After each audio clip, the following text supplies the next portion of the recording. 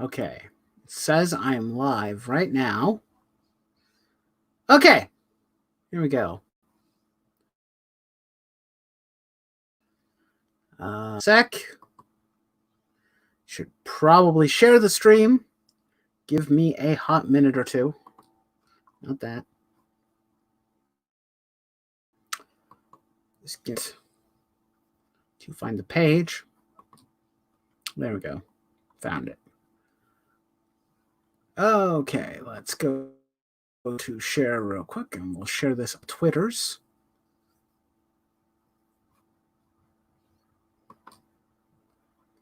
Yep, there we go.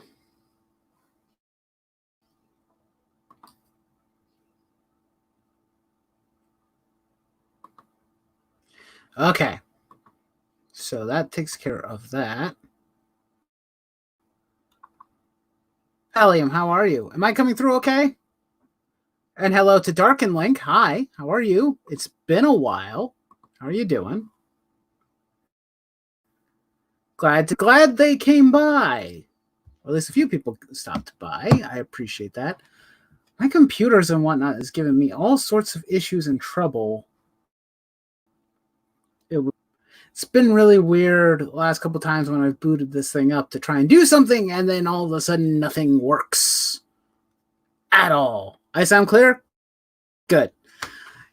Just for some reason, there's this weird glitch going on, especially with StreamYard, where you jump in and then you're like jumping into the broadcast like I normally do, but it doesn't pick up the microphone or the webcam, which is very bizarre. And it was just like it kept on doing it, like on repeat. And I'm like, what the yard? I don't know. It's weird. But yes, I am going to be talking about the game that I tried to stream earlier today. I'm allowed to stream it on his Twitch for some reason, at least via the PS4. We could stream it via the computer if I could get everything to do that. However, unless it was like multiplayer, then maybe. But we're going to be talking about New Gundam Breaker.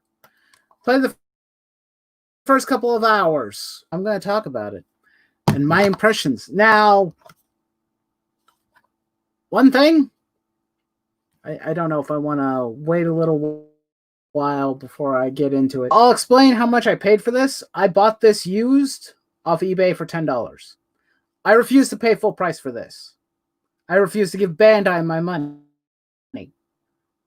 Because this game is, when did this game come out?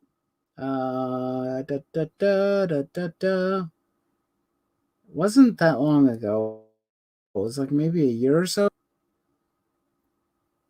Do you have a date on you? I'm going to read it and see if it has a date.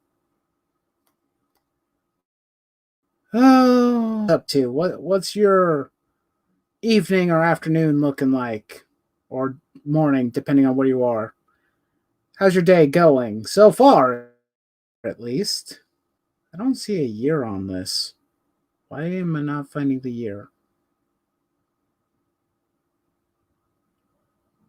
Huh. That's weird.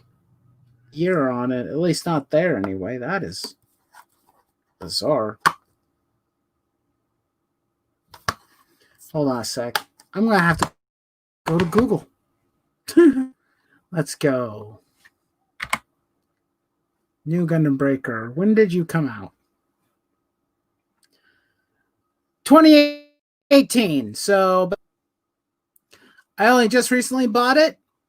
I was told that the game was improved upon, because this game, when it came out,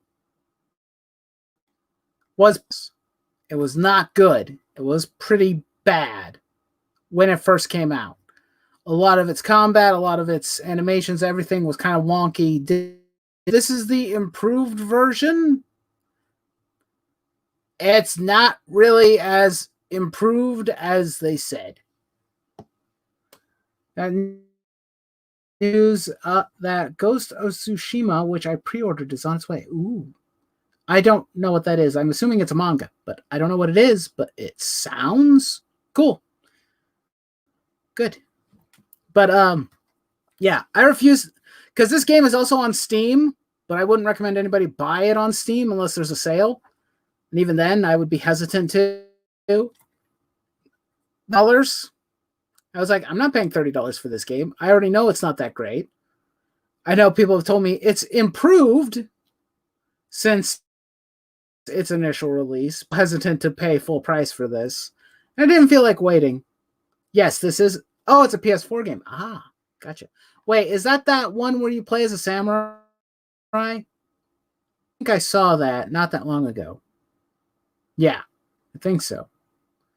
But yeah, this game is not. Well, we're going to why it's bad, but when this game first came out, the first initial release, panned. It ended up in the clearance bin in less than a couple of weeks. It dropped in price in Japan almost immediately. King. It got gun cannoned. A samurai that changes his code. Ah, I see. Yeah, this game tanked. Where the franchise pretty much has most the rant. Commence the rant. Yeah, Dalton, I'm working on it. I'm building up to it. You gotta. There's a little foreplay involved. I start slow, kind of build up the anger, and then. Ah! Well, you don't have to. You can rant however you. Hold on a second.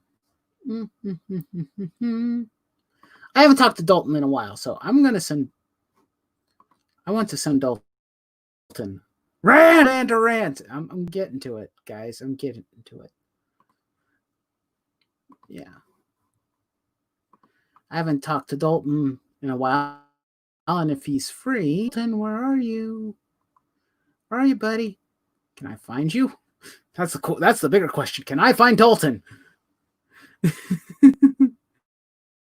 No. I know he's in here. Oh, wait. Ah, found you. I found you. There we go.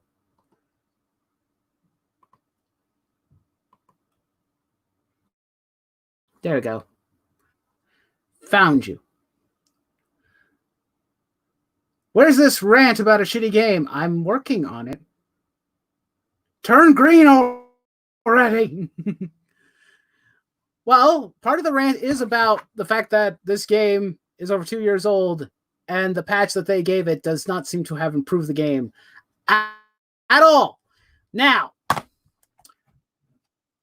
I've got to say, for starters, movement and combat in this game, it's shit. Just from... Give me a second. Hello, Dalton. How are you? I am okay. Good. You get to hear me yell and scream about it. Believe me, I am not unfamiliar with the process of yelling and screaming for emotionally cathartic reasons, so have at you then. Yes. I'm good. Aside from about 2 hours now and wanting to throw the box, which I will probably do at some point during this stream. Okay, so Dalton, do you know anything about Gundam Breaker? Probably not, but I know of Gundam. It keeps getting recommended to me, but I've never gotten into the franchise. I probably should, to be perfectly honest. I probably played should, any games or anything? I haven't. No, that's okay. I just wanted someone to talk to. I don't want to just be here all by myself. I want someone to rein me in if I get out of control here. It or might not happen. I don't know. Anyway, because I do have some people probably make here it worse so in the that stream. the audience gets their money's worth. It's kind of what I do, but tweets their own, I guess. What? That's true. That is very true. Okay, so for starters with the game, like I mentioned with combat, I don't know if I have played a Gundam game's combat or that felt like, I don't know, the controls don't feel right to me because I've played all the other. Was a sad attempt to westernize Gundam Breaker. This game. What's going on there? Okay, so let me describe combat at least from my perspective, the mobile suit, the robot that you control feels incredibly not floaty. It feels like it's weighed down a lot. It feels like it can't, with the finesse that you would expect it to. It feels more like bulky, clunky. Would that be the appropriate term to use? Clunky. Yeah, I mean bulky. One thing, which is also another really bad Gundam game. This was a Gundam game that came out when the PS3 first launched. It was universally panned, and for good reason. Good, but its controls make logical sense within the confines of this game. It's supposed to be as realistic as possible for UC mobile suit, clunky and slow and methodical with how they move. You're supposed to feel weight when you're piloting this. Right, okay, that makes sense. Like, yeah. These are supposed to be based, and the combat is faster. It does not apply to this. Fight! I'm not fighting with Dalton. That's not the goal here. Game and its designers, who aren't, I mentioned this before on another stream, but the team that worked on the first 3 of this franchise were not involved in this. I'm hitting my headset with this. But yeah, they weren't involved with this one. So, completely different team that Bandai Namco put on it, which probably explains the reason why it was so bad at launch. But the combat feels sluggish. And considering so much at any given point, we're talking, well, maybe not massive amounts of enemies, but at least a good amount of at least 10 or 20 guys on you at the same time, with like it's slow. And the targeting does not, or the lock-on is atrociously sensitive. It doesn't feel like you're really playing well. I think my buddy Rabbit told me that they were trying to make something that's a little bit more akin to Monster Hunter. This game is kind of like a Monster Hunter. These games are like Monster Hunter in the sense that you beat the crap out of things and get the parts and then build your own stuff. Okay, that game I am ridiculously familiar with because my boyfriend happens to swear by the game Monster Hunter. So basically they tried to make it like a combat game like that, is what you're telling me? At least closer to it, where it still holds like the same principles of the first 3 Gundam Breakers. An attempt to, I guess, slow down the combat, at least for what seems like your mobile suit at the bare minimum, so that every strike has to count. But there's some given point, it does not feel like it works for this setting at all. Combat is everything for Gundam Breaker. If the combat feels like crap, the game doesn't feel right. And I do not like how this, I don't know why I keep waving this box up and down. I don't like how this feels. I play this. This thing has clunky combat too, but at the bare minimum, I don't feel like it hinders combat because everything feels the same when it comes to walking and combat. They're all slow. They're all clunky. They all do the same shit. It's consistent. Because that's the point. You're not going to be fighting. It's consistent. It's bad, but it's consistently bad. Well, actually, this is consistently bad too. Or, well, I'm going to point out this because I have, like I said, it's not like this is an indie developer either, is it? It's supposed to be like a big company behind this. Is bad. So. I mean, it's not like they make AAA games all the time. They're more like a mid-tier company, but Bandai Namco is a big company. They make a lot of anime property video games. Like, because here's this. This is the first one that they made for Gundam, called just, well, if I zoom in and show the box in the back, this is all Japanese.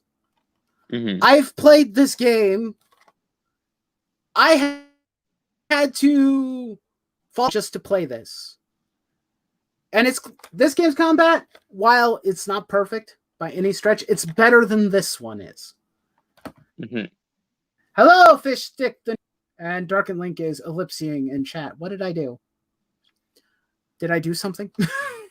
Are you bored already? No one. You don't have to stay if you don't want to. You're free to leave. But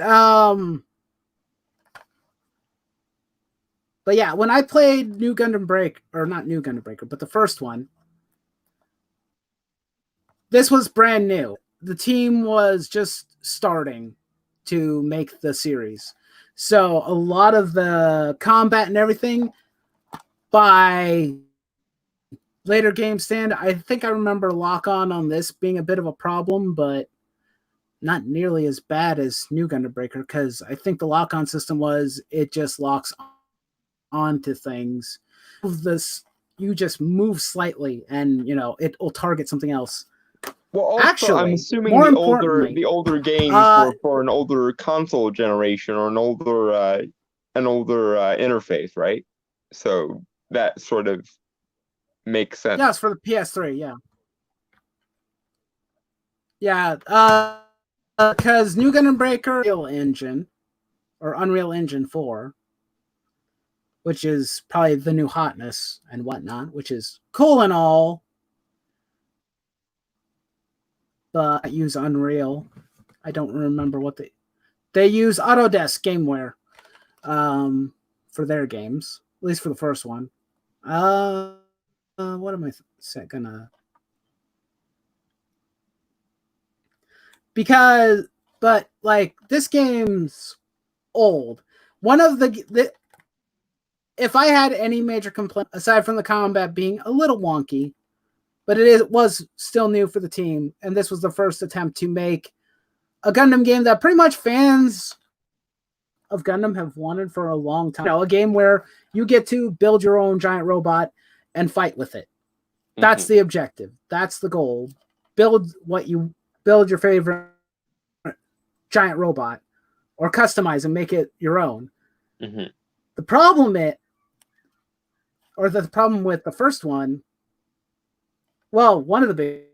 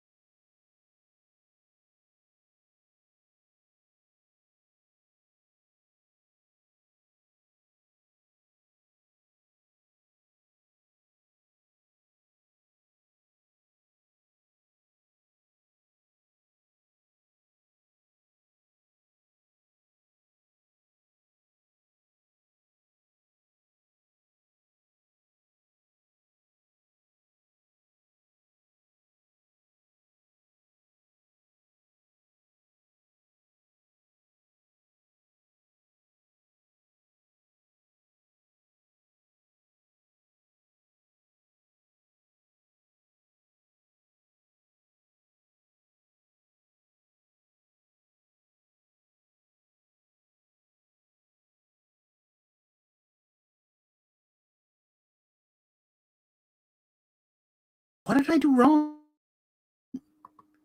What have I done to you, computer? I know it's not much. Yeah, I realize it's still running, Dalton. I'm trying to fix things as it goes.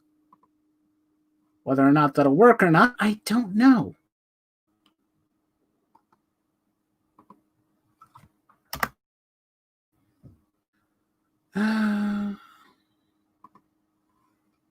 The stream seemed to have break. I don't know what happened. I genuinely don't know. The song from the 80s, the decade that it currently is. Yeah, sorry about that. I don't know what is happening. I honestly have no clue why it keeps doing it. I don't know. And we're back. Hey, Dalton, you back? Hello. Second time's the charm, I guess. Sorry about that. When the stream crashed, I thought it was on my end, so I thought I was just going to jump out and pop back in, but I guess I left the people with no entertainment for like 20 minutes. Oops. Yeah.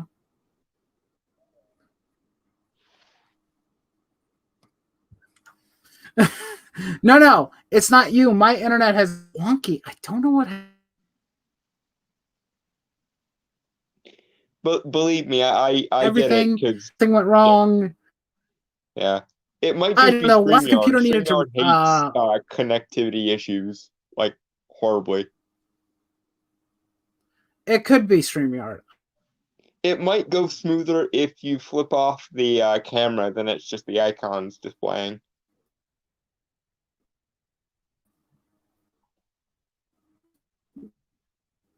Yeah, it could be that.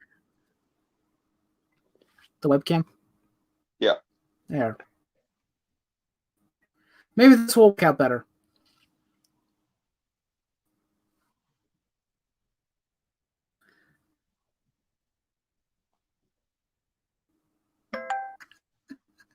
You. But yeah, I don't know what that was about. That was very odd. I guess my computer needed to update something, and it was probably what was causing the issues, possibly. I don't know. We'll see what happens if we can keep the stream going for a little bit longer, because technical difficulty. It's still have some stuff to say about New Gundam Breaker. Mm-hmm. Yeah. At least the stream continued without me and Dalton. Thank you for sticking around, you that did. Yeah. I appreciate that. Like I said, I would have picked up the baton and ran with it if I thought if I had known it was on Nightwolf's end too, and not just my phone being an ass like it usually is.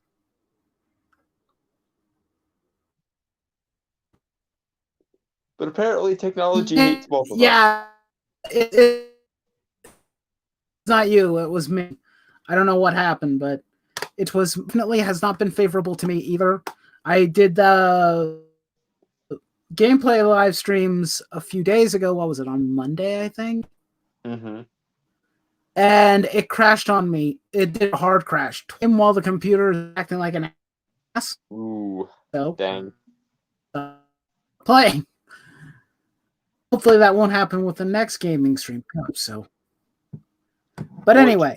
What you playing in the back to my about Gundam. Yeah. Forget me ranting about... Huh?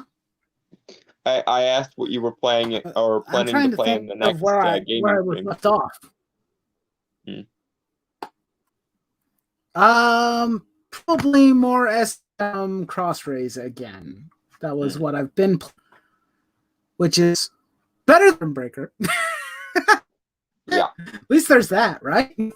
Mm-hmm. That one's more fun. I love doing streams because it's a strategy role-playing game for starters with my favorite franchise, Gundam, and play through the stories of all the alternate timelines. The best part actually has been creating, and I just people who participate in the stream or friends to be pilots while we play the game. That's been a lot of fun. So I've had my buddy Rabbit Sensei.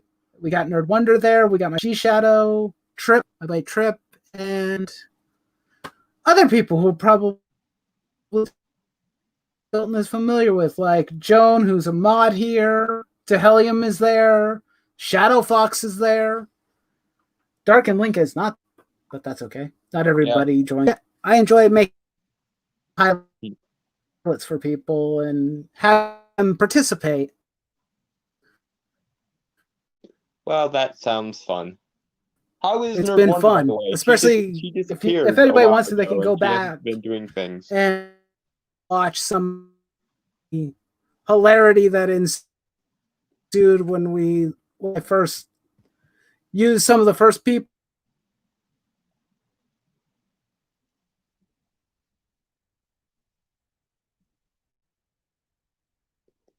Nightwolf, you cut out horribly again. I don't know if it was on both ends or just my end.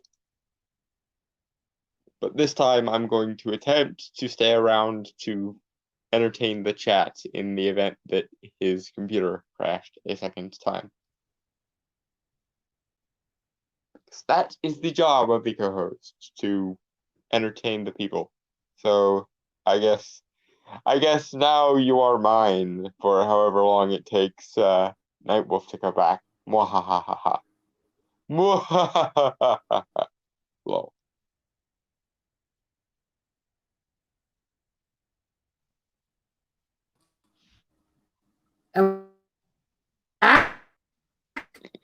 You're back, Hello? But you're roboting horribly. You're roboting really badly. Dalton, can you hear me? I can hear you, yes. You were roboting horribly, okay. Though. That's interesting. Yeah, so were you. It was on both ends. Okay. And then you was like, I'll hold down the fort while he's gone. And I'm like, I'm right here. I haven't gone anywhere. What's happening? No, you were cutting out horribly. I don't know if it was just on my end or what the shit was happening, but apparently StreamYard hates both of us. So there. Can tell me. Yep, it hates us all. It hates everyone. I feel like that calls for a Billy and Mandy meme. Destroy us all, destroy us all.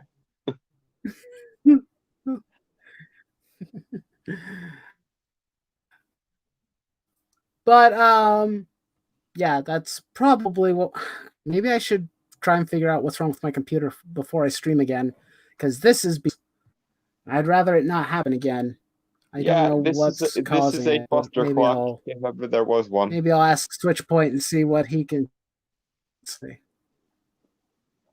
Yeah, because according to because I tested my a little and it said I was fine, so I don't know what's causing the interruptions. If it's you're streaming or if my computer again. So I don't know. Being temperamental. Son of a freaking frack. Why must you do this to me? Stupid computer! Stupid technology! You want me to rant about StreamYard and how shit you are? Well, the people did come for a rant, although I don't know how effective the rant's going to be if you're interrupted every fourth syllable with the skipping. God damn it. I mean, I would just do a normal video discussing it, but I don't want to do that. I feel like doing that, at least not right away. I am hoping that once I actually play through more of the game, Craftsman never. Are you sure about that? Normally, I would agree. Don't blame the tools. It's normally a good philosophy. It's normally the craftsman, not the tools. But it's not my fault. I swear, I'm not the one with the bad internet. I'm not. I had an 8 before I jumped on here. I upload speed. That's prime, or at least that's better than 5 is the minimum. 8 is obviously a little bit better than 5. But apparently, StreamYard doesn't feel the same way I do. StreamYard is like math is just a social construct. Oh boy. Why should higher numbers indicate better quality in anything? Okay. A social construct, don't you know? Right? Right. Of course. That all makes sense now. I don't know. Let's see. I'm getting all flustered from just combating the stream. I can't even remember what I was going to talk about. Gundam. Okay. Oh, now. Well, yes, I was going to talk about New Gundam Breaker. Okay, now I remembered where I last was left off. Objectives in the combat. Most of the Gundam Breaker games have objectives, like get to a certain point. Normally it was just, hey, follow the map and, reach the end, then fight the boss. Pretty standard. This one had, from what I can tell, the maps aren't segmented anymore like they were in the previous game. It's all one big giant map. The objectives are all over the map, but it's not, they're all randomly generated, so they just kind of pop in different places. One of the objectives that they decided to implement in the game is a box mechanic, where you open boxes that give you, I guess it gives you the energy in order to do special moves. And yeah, you get to collect boxes. That's kind of the bulk of it, collect boxes. That is the gist of, aside from fighting other enemies, is pick up boxes. And then pick up parts. And then send those parts to a box, and then drop them in the box. Like, so I guess what you're telling me is this game was designed by the Box Ghost. Suddenly everything makes sense. Beware the Box Ghost. Beware. I am the Box Ghost. Beware. Yep, pretty much. Maybe that's who the game designer was. They were possessed by the Box Ghost, because that is literally all the combat, or at least the missions are. Collect the boxes, or fight a certain mobile suit, collect their part, blah, blah, blah, and then at the end fight a boss. I will say one thing. One of the boss fights, which was the first mission that I lost in, which was about 5 missions in, I had to fight the Dandrobian. Let me hold on a second. Let me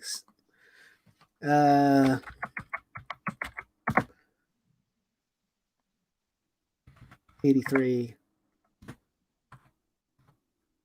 That's not it.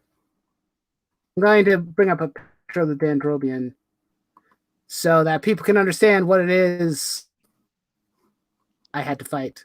Assuming that screen share will not destroy our stream again. Well, we're gonna.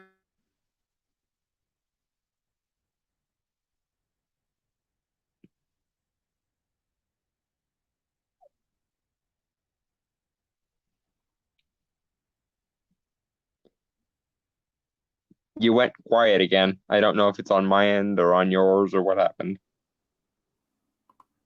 Never mind. Forget I tried anything. Okay. I can hear and see you now. Huzzah. Just attempting that. Killed it. Why? StreamYard, why? This is the second time you've done this to me, and I hate it. And now for something completely different. Now for something completely new. So I can't show anybody what the Dandrobian looks like. Basically, it's a giant platform or weapons platform kind of thing where it's like a large vehicle, like a large craft type vehicle that a Gundam is sit into. Maybe Dalton, maybe you kind of have an idea of what I'm talking about. Maybe you've seen that before. I don't know. Somewhat familiar but, with like the lore they've and had the them in aesthetics Gundam of for Gundam. I years. just haven't ever like watched any of the animes or played any of the games. Yeah, but basically, it's a giant like combat deck the Gundam attaches itself to and then uses. But the mission that they put you in is that you have to fight the Dendrobian. Dendrobian is flying all across the stage, and you're on a time limit of 10 minutes. Or probably not at 10 minutes, you're probably about maybe 5-6 minutes in. You have to shoot it down.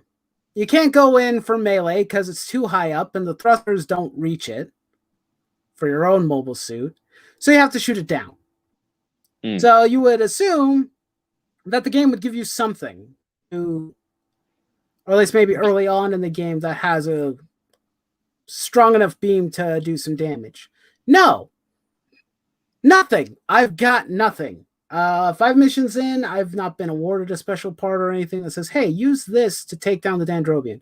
No, I have to follow it around like a lovesick child trying to shoot it down while the targeting flies everywhere else, like at other enemy combat units and the boxes, because you have to target the boxes too, because that's very important. And I failed mission because with the box ghost. Beware the box ghost. But yeah, that was annoying. It's like, so I have to chase the Dendrobian around this stage. You know how irritating that is? I've fought the Dendrobian in some of the other games. Don't get me wrong. Didn't have these problems when I was co-hosting. Just saying. # blame Dalton. Why would I blame Dalton? It's not his fault. It's mine. My computer is the one that's acting up. It's not on his end. If it was his end, my phone officially isn't crapping out horribly halfway through the stream. Yay. Shockingly, I know.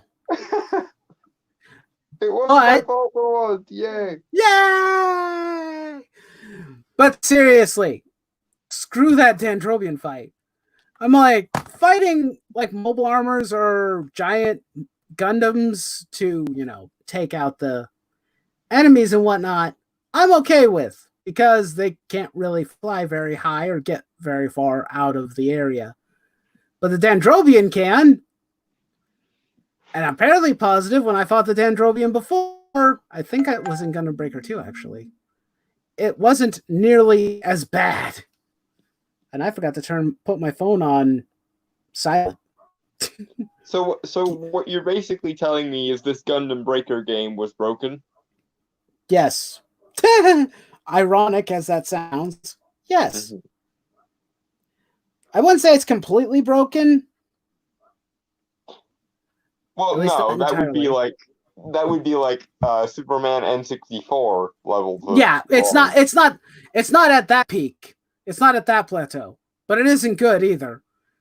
Considering that okay, so let's put this into perspective. I've played 2 of the Japanese versions. Gonna break 1 and 2. Both are in Japanese, which means you can't understand the story, and you have to read guides online in order to understand how all the mechanics work, like for parts and abilities. And then I think they basically got to the point where this is probably the best version of what they came up with, which is Gundam Breaker 3. This one got a Malaysian English release. This one, which is a good game. This one is really good. 2 and 3 are really good. 1 is okay, but it's clearly hasn't aged well. Keep in mind, because someone mentioned it in chat, New Gundam Breaker, this one came out in the States. This one. Official release. Not any of these. So the new crappy one gets released in the United States with presumably United States levels of graphics technology and all that jazz. Or at least really, really piss poor management. And it sucks horribly, but the good ones released in Japan never got so much as a proper American English release. I consider that I can get New Gundam Breaker and also the SD Gundam Cross Rays game on Steam. I would really like it if they would re-release these on Steam. I would buy these again just so I could play it on Steam. If they at least get the first one, translate them, that's all I would ask for. I don't need graphical upgrade or anything. Just, just put it on PC and give me an English translation. I'd be happy with that. But they probably aren't going to do that. The games are pretty old. Plus, that would make sense, and we can't have that. 2020 will not allow anything to make sense. Don't you know this? 2020 is a temporal black hole, and nobody noticed until just now. Well, I mean, at least on the plus side, you can get Gundam Breaker 3 in English. That's at least a plus that I was appreciative of. I mean, yeah, it's in Malaysia, but, I'll take it if I can at least understand what the hell I'm reading. What else is there to complain about with New Gundam Breaker? Hopefully they release a true Gundam Breaker 4. That's not happening. New Gundam Breaker trashed so bad that I don't think they're going to make another one anytime soon. The demand has pretty much petered out after that. None of the fans were happy or satisfied, so I don't know if Bandai will make another one. This one was released in 2018. It's 2020, and they haven't talked about making another one. The last thing they made was a mobile game for Gundam Breaker. Wait, this Gundam Breaker was so bad it killed the franchise. I don't think it killed it entirely, but it definitely killed everybody's enthusiasm. I understand of Bandai Namco. I'm not even familiar with this franchise, and that's an automatic fuck you. If you fuck up so badly that you kill a pre-established franchise, then that's an automatic fuck you. Yeah. Well, because Bandai has done this before, where they have an issue with one of their games, it comes out, it's broken, doesn't work right, the critics pan it, fans also in it, and then, so basically here's this game. This game is the reason why a lot of good Gundam games did not come stateside. Because Bandai did not see any return for this pile of crap, which was basically a glorified tech demo for the PS3. They released this, and this one got global release, so it came out everywhere. But then, serious drought. The only Gundam games that came out, which were a lot. There's a lot of Gundam games for the PS3 and the PlayStation Vita and the PSP, but none of them, very few if any of them, came stateside. Bandai pretty much gave up on releasing Thing Gundam stateside. Actually, they did that both. Also, the series itself, they stopped supporting it because they closed down. Bandai Japan closed down their distribution center that, translated Gundam and, gave us all the English versions on DVD and whatnot. They shut it down right after they made the promise that they were going to dub Turn A Gundam, and that did not sit well with some people. They were very upset about that. That never happened. It took them, I think, about 10 years to get Gundam back to the States. Well, maybe not quite 10 years, but it took a few years for them to actually say, okay, we're back up in force. Let's start, releasing stuff again. Their license got bought by Nozomi Entertainment. So Nozomi started re-releasing the DVDs. And also Gundam now there's a YouTube channel called Gundam Info, where they show older Gundam series and or more recent Gundam series that you can watch at your leisure whenever you want for free on YouTube.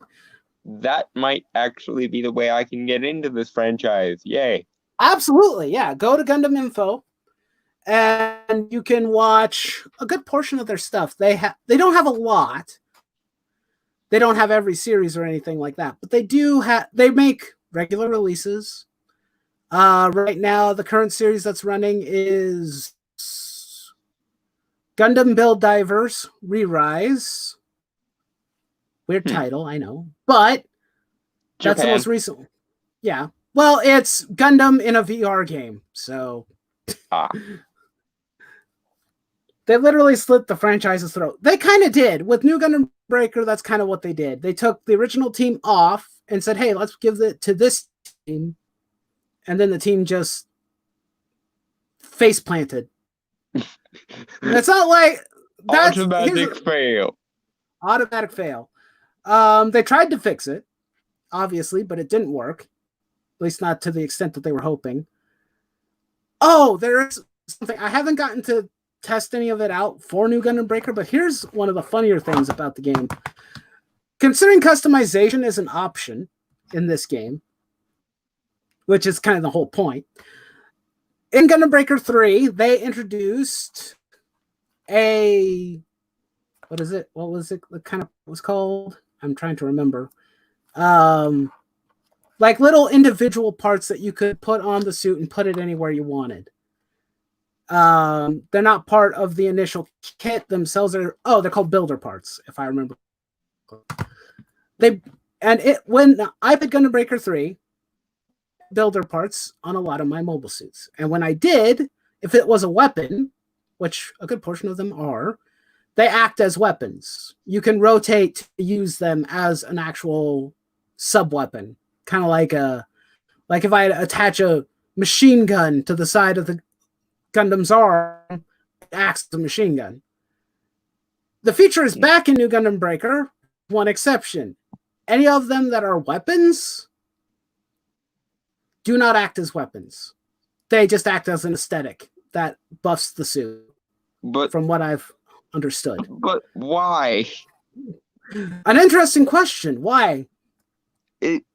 It's supposed to be, like, again, unfamiliar with the Gundam franchise, but at least game-wise, I had assumed this was like a combat game franchise primarily. So, like, why would you have weapon equips that don't actually equip any weaponry?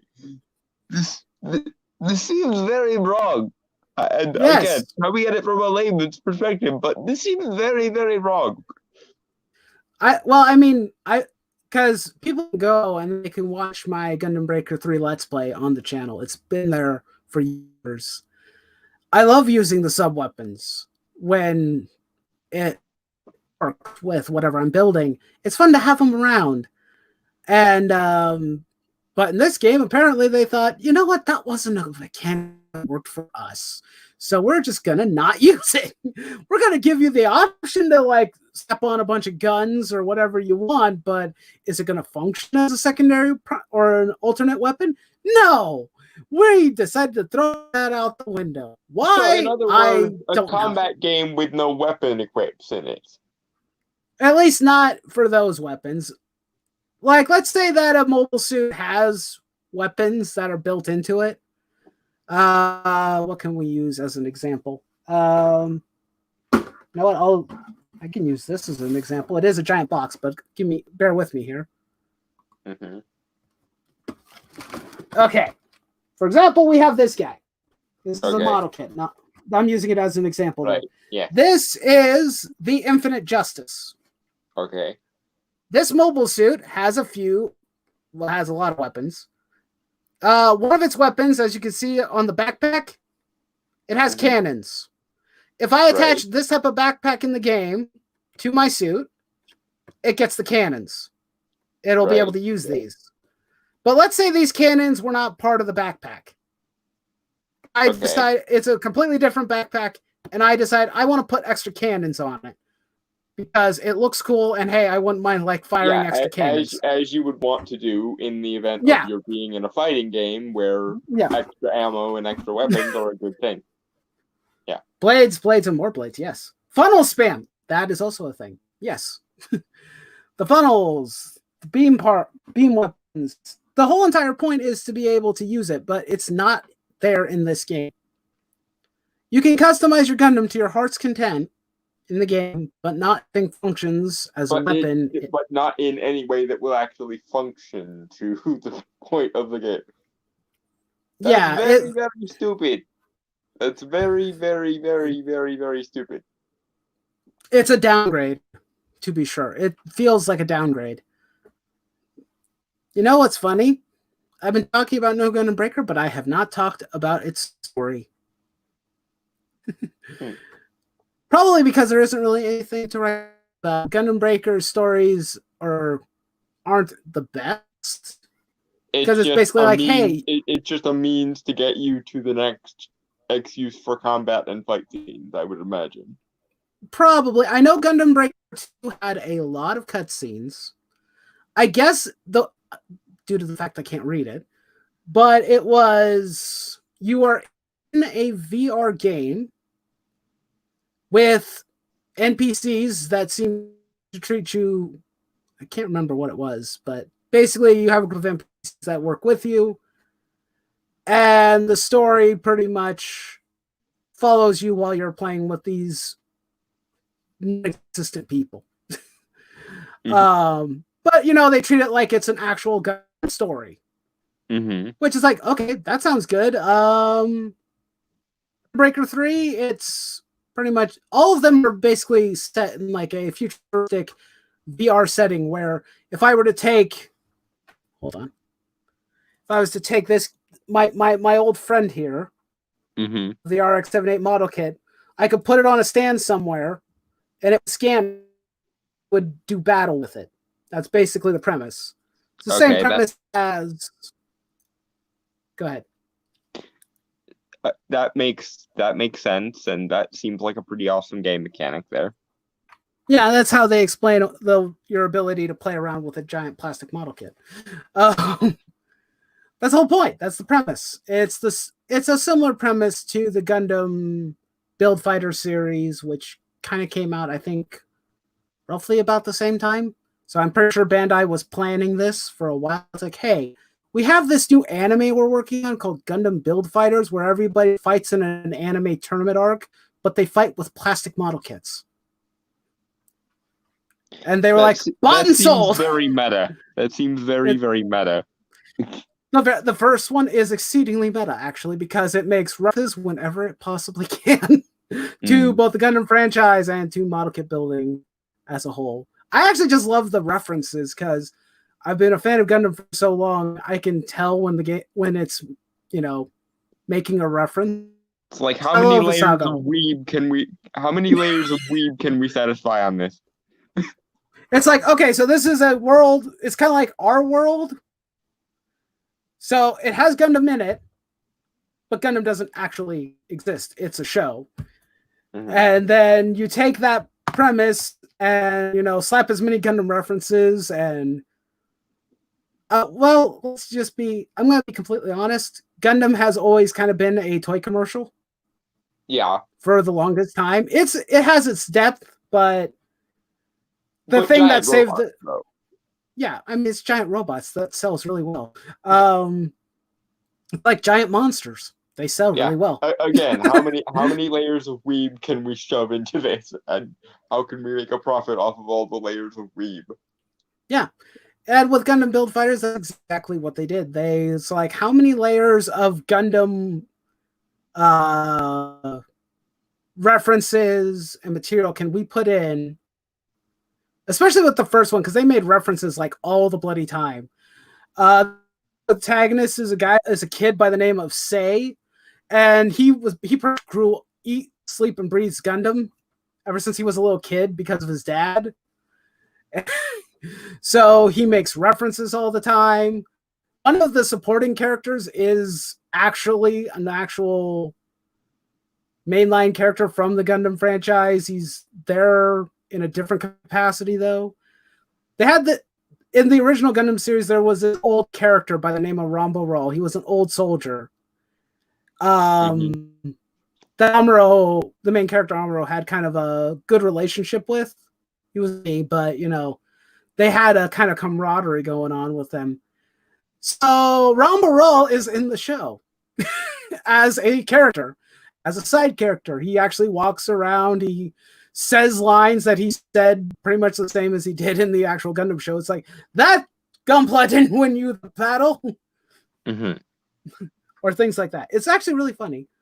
They also it's sort of reminding me of again a Gundam specific version of like Ready Player One is almost what I'm getting. Yeah, a lot of references to the original Gundam on all the series. There's at least one episode. I think it's like second to last episode, where basically they have this big, huge festival before the end of the tournament, where everybody gets to, have fun, do whatever they want, enjoy the festivities, play battle, build model kits, all that stuff. But when you watch the scene, as someone like me who's been around and watched almost every Gundam show, or at least knows enough about them to know what they're referencing, a lot of these characters in the background are actually exactly that. They are characters from the original Gundam series in the background, doing things, building model kits, or you see them all over the place. It's like, I know that character. I know that character. It's like, it comes a guessing game. It's like, okay, how many can I guess in the span of like 25 minutes? References to characters like Char and pretty much everybody. I saw like, what was it? The characters from one of my other favorites, which was Gundam 0080, War in the Pocket. It's only a 6-episode series, but they have the 3 main characters in there, which is Bernie. What is that girl's name? I forgot the girl's name. Is it Alexis? I think it's Alexis. Bernie, Alexis, and the little boy. They're there building a model together. And I'm like, that's also adorable, but also kind of sad considering how I know that series ended. I won't spoil that. It's too heart-wrenching to spoil. It's something that you have to watch in order to enjoy. I'm sensing the oncoming tide of death. Yes, but I'm not going to explain how it happens. Okay. At least it's not too obvious with it. Iron-Blooded Orphans is pretty much waves the death flag every waking moment. That was actually something funny that I remembered someone mentioning when I watched the second season of Iron-Blooded Orphans for Gundam, and they said, like, these characters always did the same thing that they always do, and that, when you're going to be killing a character off, it's like, they're having a serious discussion about something, and it's like, hey, we'll talk about this later. It's like, oh no. Yeah, hello, Logan. How are you? We'll talk about this later in any anime ever. You will never get a chance to discuss the thing you want to discuss. You will die. Yeah, here's the funny thing. That happens to almost every character nearing the end of the second season. Every single character says this. It's like why anyone in Star Trek the original series would ever wear a red shirt after the red shirt rule has been established. I don't know. Yeah, it's like, why? Do why would you want do this? To die? Well, then sure. But if you don't want to die, then pick some different attire, please. But yeah, it was kind of the funniest thing. It's like, okay, so who's going to actually make it out of this thing alive? That's the one thing I was kind of curious when IBO was reaching its ending point. Because, boy, all the main characters were pretty much being axed left and right. And I'm like, oh no, this is bad. This is really, really bad. So basically, if you get attached to any of them, don't expect to see them by the end. Because very few of them make it. I think, only a small handful of the ones that had been there from the very beginning survive. From season 1 onward.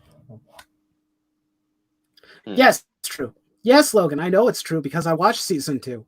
And everybody was like, hey, we'll talk about this later. Hey, we'll talk about it later. Oops, he's dead now. We can't talk about it later. It died. Of course, that show really wanted to hit home the whole thing of,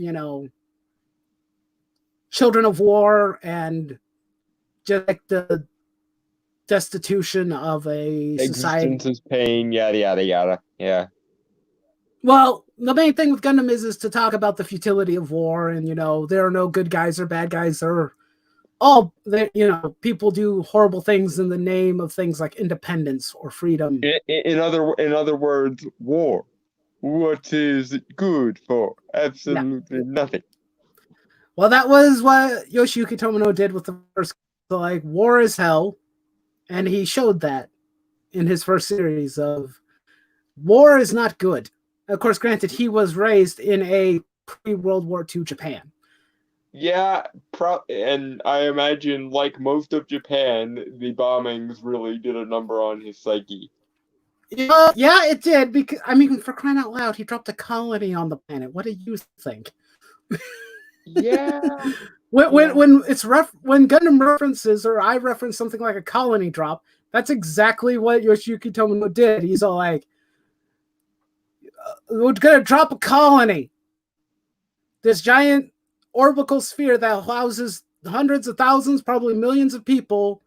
It's gonna go on a trajectory towards Earth and land in Australia." I think there might be a metaphor in here somewhere. Yeah. But what do I know?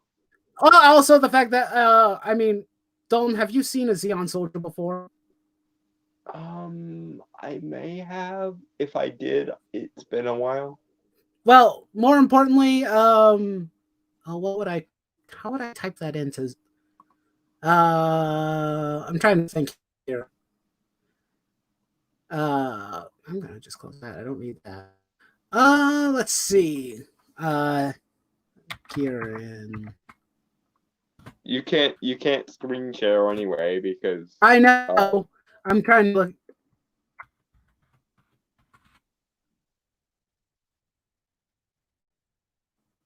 That's not it.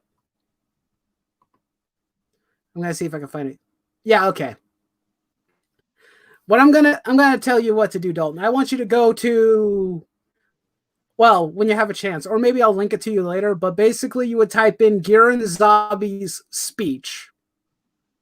Okay. You know, you could pick English or whatever, but he's, I wouldn't say he's the main antagonist or villain, but he's the leader of the Zabi family. He's the leader of Zeon.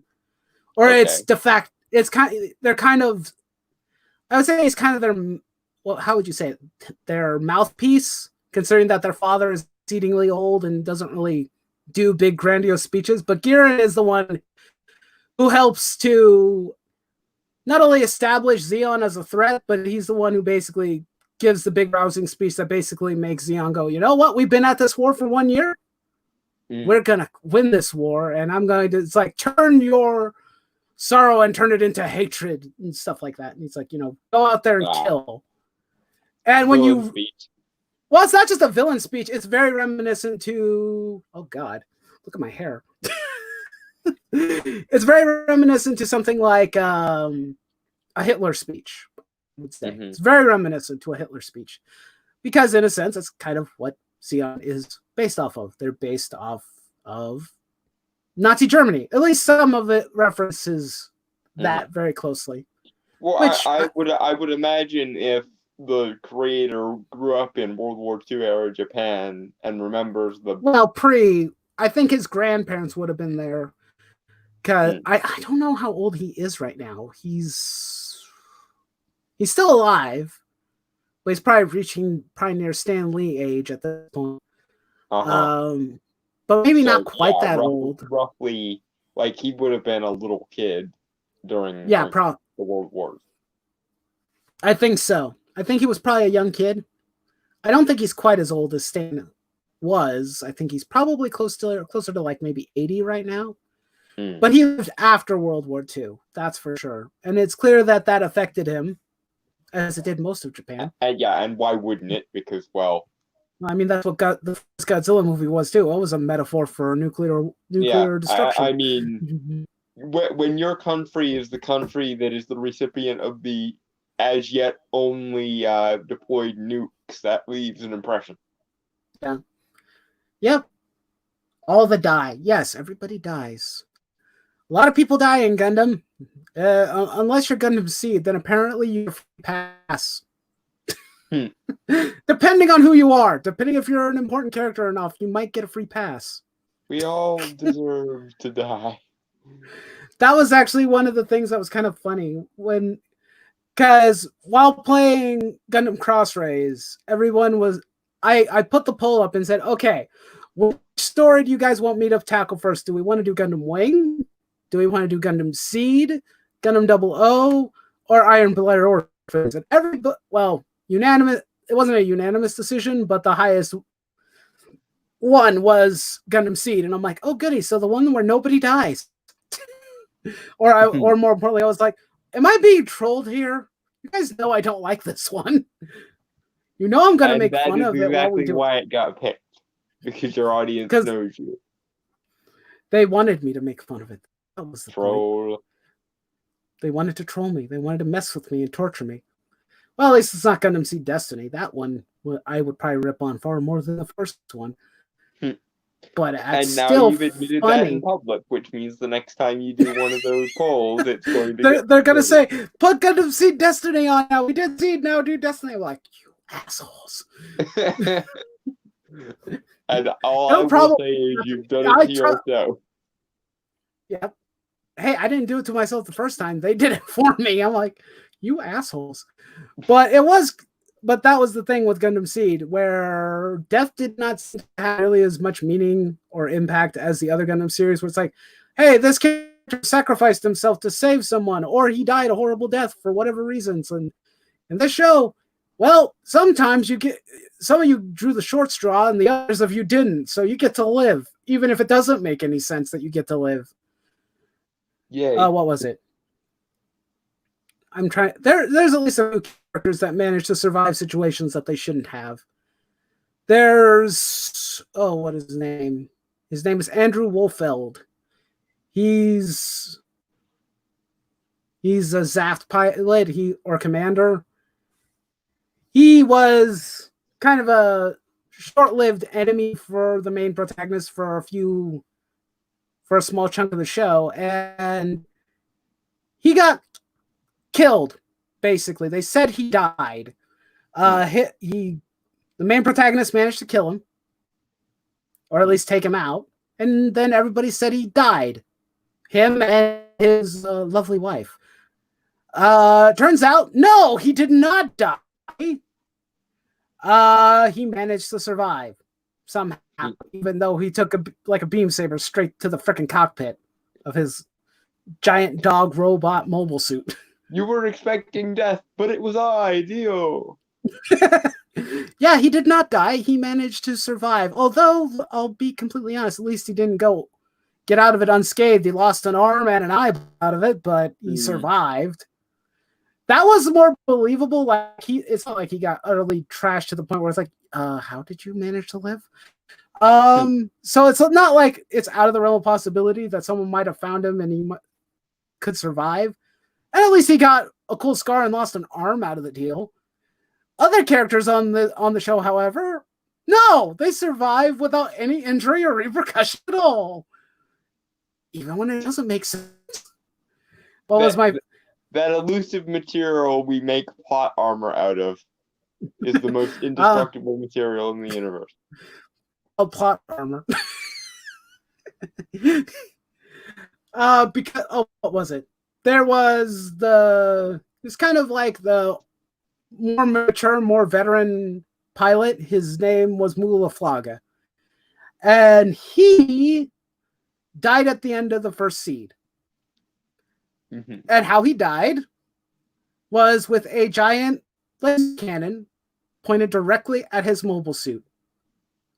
He was defending the main protagonist ship, the Archangel. And since he had a thing for the captain, he's like, you know what? I'm going to die for you. So he takes his mobile suit, sticks it straight in front of another enemy ship's Lohengrin cannon, and takes it point blank in the face. Oh. He lives this, by the way. He survives this. Wait, hold on. His sacrifice, 1, means nothing now. And 2, when he comes back as an evil bad guy for no reason, because apparently he has amnesia. But yet that amnesia then defaults him to evil. My self-sacrifice made me evil, don't you know? That's another trope that gets way overused. Like, I survived, but I turned evil because nobody cared about me in the interim. Like I said, surviving his attack, I'm like, okay, I could maybe buy that. Moose? No, I can't buy that one for a hot goddamn minute. I'm like, he took a Lohengrin cannon to the goddamn face. This cannon that utterly vaporized his suit. It's surviving that. It's kind of like in the Matrix. Why on earth did Dozer survive the shooting with the giant space cannon enough to use it on Cypher? Yeah. And then Cypher just burns up inextricably. Like, okay, is this something that could be survived or not? Be consistent about it. Yeah, I'm not. I mean, I know I was going to talk about. We were talking about New Gundam Breaker, but now I've just gone off on a tangent about Gundam, particularly Gundam Seed. I'm not going to say too much about the story mode. Basically, it's like high school anime waifu simulator, I guess, kind of. In short, all the weeb, all of it. Yep.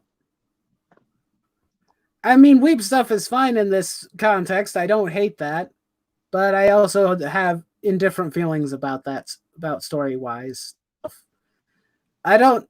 Basically, sounds like the student council of the high school are a bunch of dicks. They said only the strong are allowed to play with their model kits in combat simulation. It's like only the strong are allowed. Everybody else has to get permission from the student council. Wait. Hold on. Wait, what?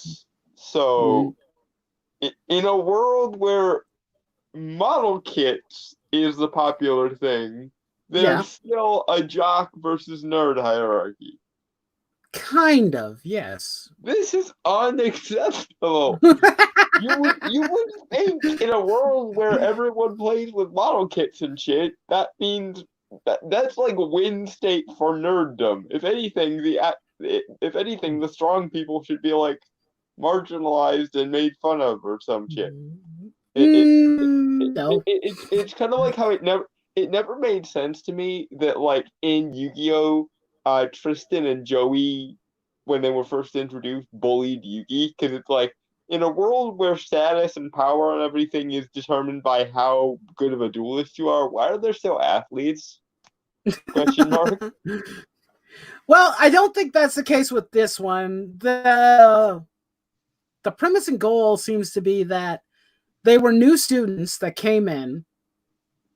They challenged the former student council. And the student council helps to determine things like funding and whatnot for the school. So these new kids come in, 2 of them, trounce the former council, and then get elected by the student body because they beat the former council. And basically, it's a kind of might makes right type of scenario where they determine everything at the school because they're the best at this and that's kind of the school's purpose, is to create the best builders and fighters possible. Okay, so in short, Type A pricks once again dominate everything. So any high school basically. Pretty much, yeah. It's pretty much the same high school shenanigan I'm used to. Kind of a hierarchy thing, and the objective is to take them down. So that's the story, at least so far. Don't really see very much depth or anything yet, if there's any. I'm going to guess probably not, because this series is not known for good storytelling. It's not like I remember very much of what happened in Gundam Breaker 3 story. I remember that it was a tournament. It's basically, do you honestly care about the plot, or do you want us to just get you to the fighting part as soon as possible? The plot is secondary. Get me to the fighting part. It's like Monster Hunter. Is the plot in Monster Hunter important? Not really from what I've seen. It's not the main focus. Mm-hmm. The story is fine. It's serviceable enough, but it's not the focus. The focus is, hey, go out there, hunt monsters. And that's exactly the same thing for Gundam Breaker. Go out there, break robots, break Gundams, and make a better one. That's the objective. There's nothing else to it. Fight the giant robot, beat the giant robot, collect its parts, and use it to power up your own. That's your plan. That's the objective. If you can do that, well, you're going to be doing pretty good. Mm-hmm. But story-wise, I wouldn't write anything home about this one, except for that it seems to want me to... Because they broke it up into paths, where... At least 2 paths as of right now.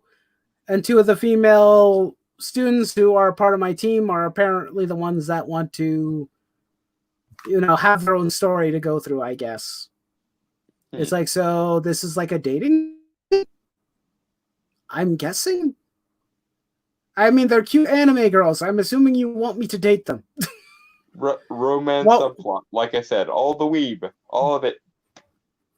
Not that I'm opposed to that. It's just really feels out of place. For Gundam Breaker, because the first one does not have that. Or, well, the third one, the one I can actually understand, it does not have that. Sure, there's your partner is a girl. Of course, also my partner is also a AI sentient SD Gundam. So, those are my partners in Gundam Breaker 3. It's like one slightly adorable girl. You could always play against type and date the AI. What? I said you could always play against type and date the AI in that situation. I mean, as long as we're going all the weeb, let's go all the weeb. Yeah. But at least that one that Gundam Breaker 3 had its moments of fun stories. And the characters were at least fun. I think the girl's name was Mikasa. She was cute enough. She just does her thing. She's let's work hard to win and stuff like that. Bare bone basic stuff. I wouldn't bring her home to mother. At best, she would get a head pat, and that's about all she's getting. And the other partner is just a if she robot. Ever finds her way over to our section of the multiverse and finds you, then I completely disavow the beating that you're about to get, because damn. I'm not afraid of her. I'm the one who's carrying the team anyway. It's not like her and Night Gundam can help me very much. The AIs in this game are not known for intelligence. At least combat-wise. Okay, so when the robot overlords take over, I just want to say I for one completely welcome our robot overlord. Please do not kill me. I'm sorry, Nightwolf. Nice knowing you. Alas, poor Nightwolf. I knew him well before he got on the wrong side of the robot overlord and the women. I don't care. The robot overlords don't like me? Well, I'm sorry, guys. I'm sorry I disappointed you. What is my favorite mobile suit? Well, Logan, that is a loaded question, isn't it? Wait, didn't I already answer this question before from you on one of the streams? Or did I not? I could have probably forgot. Favorite mobile suit is Yakushiki and Zeta Gundam. Well, someone else probably asked me that question and I answered it. So a lot of people are probably going to ask the same question. It's okay. I don't mind answering it. It's not like it's a massively huge secret. My favorite is the Yakushiki and the Zeta. With a third place probably going to the double Zeta Gundam, who is staring at me over here on my desk. Kind of. He's over here. Achoo! Oh! I like this one. I like the first Zeta more, but double Zeta is pretty cool. If you like your robot being even more beefier and more powerhouse than it was before, and more like a super robot than a real robot. Well, giant robots are always a good thing. Giant robots are approved. That's why we have giant robots in this box right here next to me. See, I could just pull out a whole bunch of giant robots.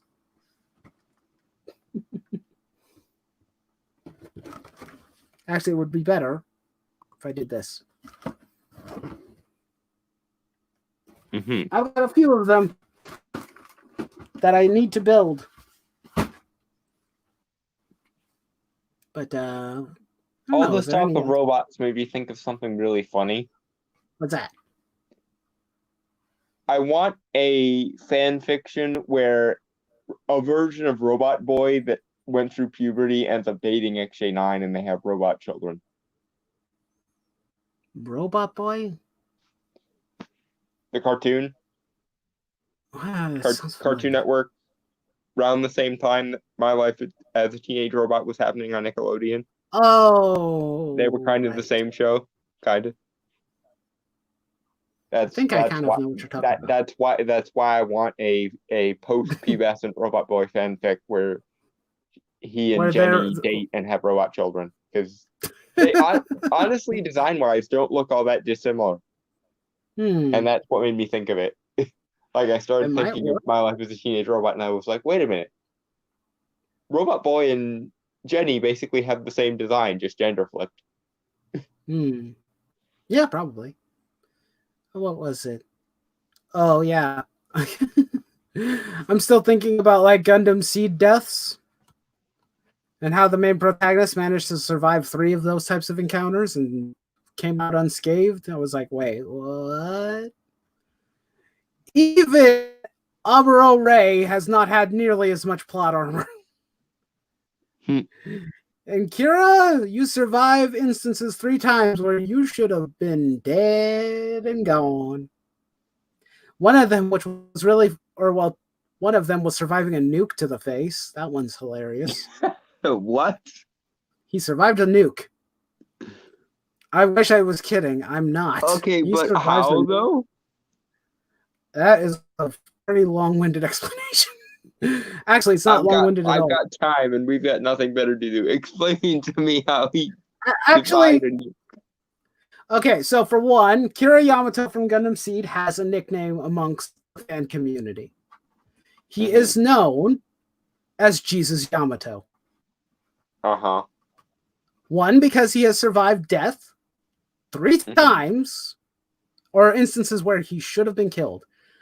First one, I can't remember what instance he survives. 2 of them are in Seed, 1 is in Destiny. His second instance of survival was when he was fighting his best friend, Athrun, after they both lost comrades, and they were both really pissed off at each other, and they had a massive fight. The massive fight ended with Athrun's like, you know what? I'm going to take you with me.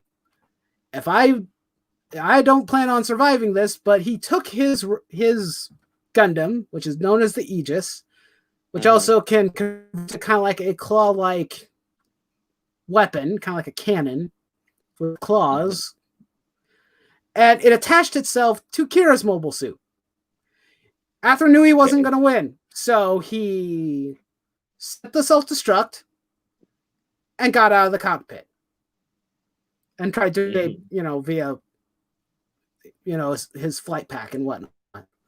Athrun survives this, so does Kira, but Kira is not shown trying to get out of the strike when the timer is going off. There is a hole in his cockpit, like it got cut open, so you can see him from the inside. So it's like, he gets out of it, and it's kind of like okay, I could kind of see him maybe doing the same thing as Athrun and managing to eke out not being blown up. But the second time when he gets into a situation where a mobile suit blows up is with his own Gundam. His own Gundam, the Freedom, has a nuclear reactor. Unlike the other 2 suits that I just mentioned from the previous fight, they don't have nuclear reactors. They're not powered by nuclear, but the Freedom is. Freedom has a fight with a younger pilot by the name of Shin, who's the main protagonist of Destiny until nearing the end way.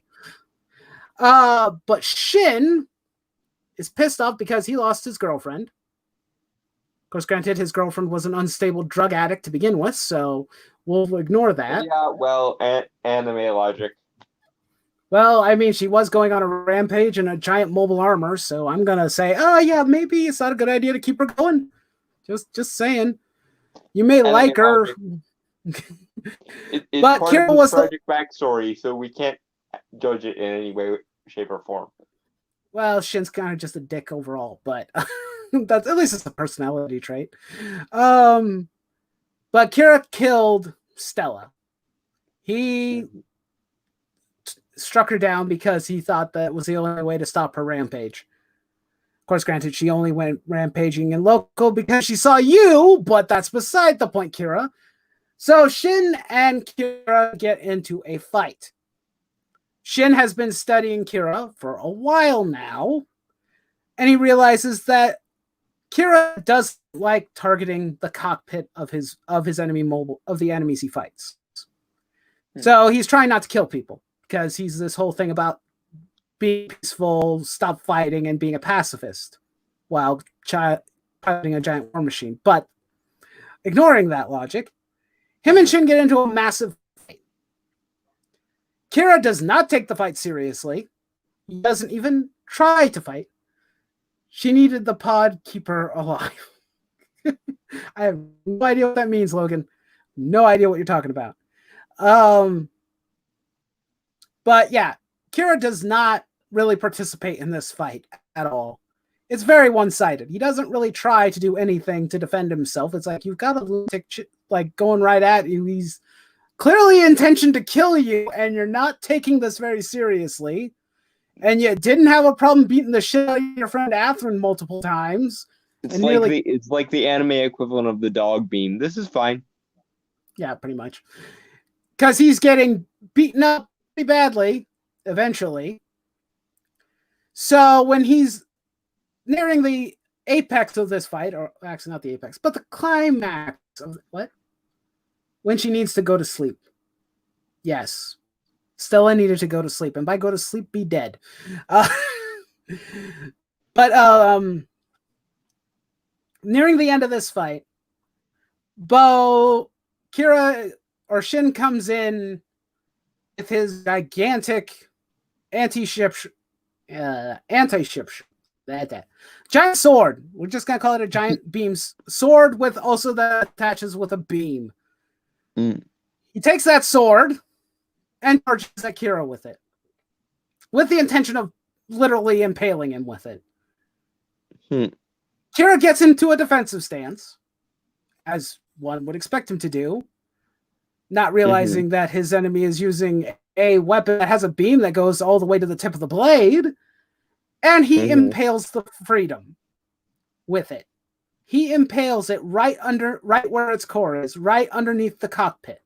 Which presumably causes the nuke to go off. Yes. It has a critical nuclear reaction. Kira survives this. The explanation that Sunrise tries to give, or at least, Bandai and Sunrise, the people who made the show, is that at the last minute, before the explosion, Kira hit a kill switch to the reactor, which is called an N-jammer canceller. It's supposed to shut off nuclear devices, so it would shut off the reactor. However, here's the funny thing. When you look at the footage, there is a giant mushroom cloud that is blowing up right there. It doesn't seem like a nuclear reactor that's been turned off to me. Yeah, no. Because it's like, he would have had to have turned it off before the strike or before the Impulse Gundam stabbed him. He would have literally maybe about 2 to 3 seconds to shut it off before it goes critical or before he's impaled. But that's the excuse that Sunrise gave, is that he turned it off. And then the cockpit just harmlessly fell into the ocean. But, however, quick question, Sunrise. One, why was there a mushroom cloud when this happened? For one. And two, if that's the case, I have another question. Why in the fresh hell is the Impulse Gundam melted half to hell? If this was a normal explosion from a normal mobile suit, I don't think he'd be melted that badly. Also, how the hell did he survive that too? It's not like a Gundam is designed to survive a nuclear blast. Even the strongest ones are not designed to do that. How? And don't just go, a wizard did it, because speaking as somebody who knows a thing or two about magic, that's not going to fly with me either. I wish that it was magic and they didn't have to explain it. You know, what was it? The Joe Quesada for one more day. It's magic. Yeah, we don't have to explain it. It's magic. We don't have to explain it. And also, fuck you, Joe Quesada. Speaking as somebody who studied the occult for 14 fucking years of his life. No, but that was the funniest part, was this whole thing. They tried to explain it away, but whoever edited that clearly did not think to edit out, I don't know, like the nuclear explosion. If they would have edited out the nuclear explosion, maybe you could have gotten away with saying, like, okay, he hit the N-jammer canceller and he survived. Maybe. Still be cutting it close, but no, the nuclear explosion is there. The funniest thing was I watched, this guy did a video years and years ago where he broke down this entire fight and explained how much of a bullshit fight it was and how like Kira was not trying at all, which is like really weird. This guy is literally beam spam from hell. He makes Hiro Yui from Gundam Wing blush with how much beam cannons he has on his mobile suit and how frequently he fires it. GPO2A. Is that your favorite mobile suit? Because if it is, that's a pretty good choice. Oh, the GPO2A. Oh, there's another mobile suit that's equipped with a frickin' nuke. It's actually equipped with a nuke weapon. That's from the original UC timeline. Guess what? When he fired his nuke off, anybody that was in the vicinity didn't live. Almost as though it's a nuke or something. Yeah. It's a nuke. And it functions as a nuke in that show. In Stardust Memory, when Ana Velgato decided, it's like, yeah, you know what? They're going to have this nice little peace treaty going on, and the Earth forces and Zeon are going to try and get along. He's like, you know what? Screw that shit. I'm going to go over to Solomon and hit him with a nuke. Guess what? He took out the base and killed all the dignitaries. None of them survived. Nobody who was there managed to live the explosion. Now, the mobile suits within the vicinity survived the explosion. So, question, why does Kira get special privilege? He's the one with the nuclear reactor in his suit. He should have known better. But that explains the whole he survives a nuclear explosion. Because 14 layers of plot armor. Yep, pretty much. The reason being is that he was a very popular character in voting polls. Him and his girlfriend, Lacus, are two of the most popular Gundam characters of any current generation. And they still vote pretty highly for them. They were at the top of New Type magazine in Japan for probably almost 10 years. Well, not quite 10 years, but for well over 5 years or more, even with new Gundam shows coming out periodically, they still took top spots. They're that popular. Speaking of popularity, China is getting the Freedom Gundam, a life-size Freedom Gundam in their little I guess it's in Shanghai, in China. Because Bandai decided, hey, we're going to expand our giant robot, our life-size Gundam project, and we're going to bring Gundams to the world. And everybody's going to get a Gundam statue the size that it originally is. And why China gets for free? This can only go so well. And totally isn't going to lead to somebody creating IRL Gundams at some point. I hate to tell you this, Dalton, but Japan's already working on it. I am not surprised at all. They're actually working on a moving Gundam right now. Bandai is actually working on an actual moving Gundam. Life-size moving Gundam. When it's coming out, I can't remember. I think they said like 2025 maybe, or in a couple years now. But it's working. Best case scenario. This means that when the rift opens up in the Pacific Ocean, we'll already have the technology to fight off the aliens. Yeah. Yes. Pacific Rim reference, if anybody didn't get it. It was for the Olympics. Oh yeah, that's true. But the Gundam base in Tokyo has had a life-size Gundam in front of its storefront for the last 10 years now. They had the original RX-78, and then they replaced it with the Unicorn, and that's what's currently there at Gundam base in Tokyo. It's cool to see, a life-size replica of some of my favorite robots just standing there with blinking lights and sounds. It's like a giant model kit, but it can't move. Okay, now Japan.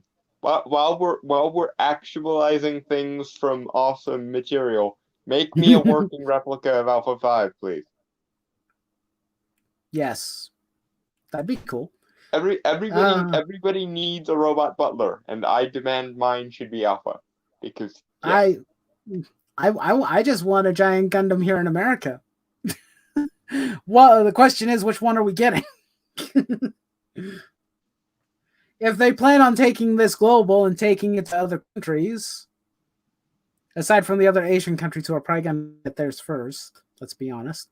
Well, according to Trump, we're getting a Space Force, which basically sets us up to be the Space Marines from Warhammer 40K in about 100 years. We need a life-size replica of the G-Savior. No! Absolutely not! No. No one should be reminded that the thing exists. That was the worst Gundam thing ever. And that's competing with Seed, and that's very, very hard to do. But that was a live-action Gundam movie that even Bandai doesn't acknowledge its existence. They acknowledged its existence in Gundam Build Fighters once. That was it. Since then, they refuse to acknowledge it exists at all. It's like, what an incredibly horrible thing. We didn't do that. No, what are you talking about? Exists. Never mind. Doesn't exist. We don't know what you're talking about. We didn't make that. Canada made it. Actually, if I remember correctly, shame on Canada. All we're saying is, it's Canada's fault.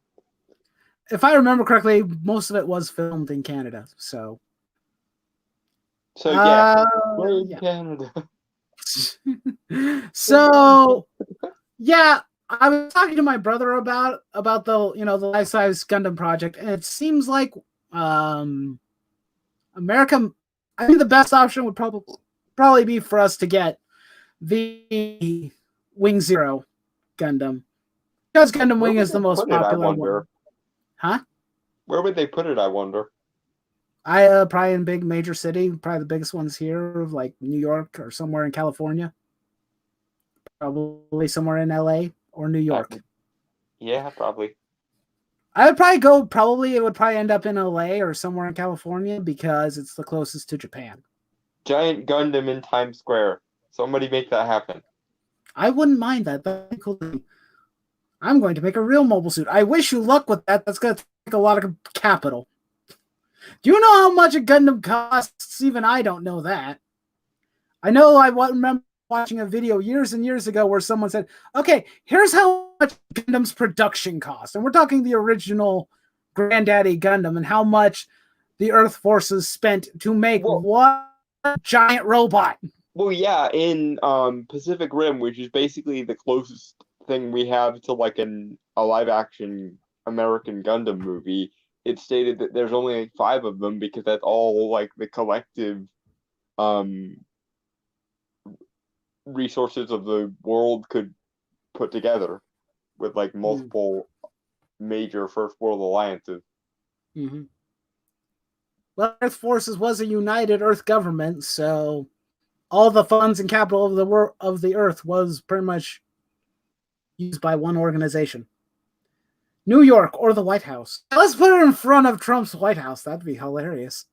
You know he would love that. You know he would love that, and he would be the one to. He would be like, I know what we do. It's the greatest. It's tremendous. It's the best.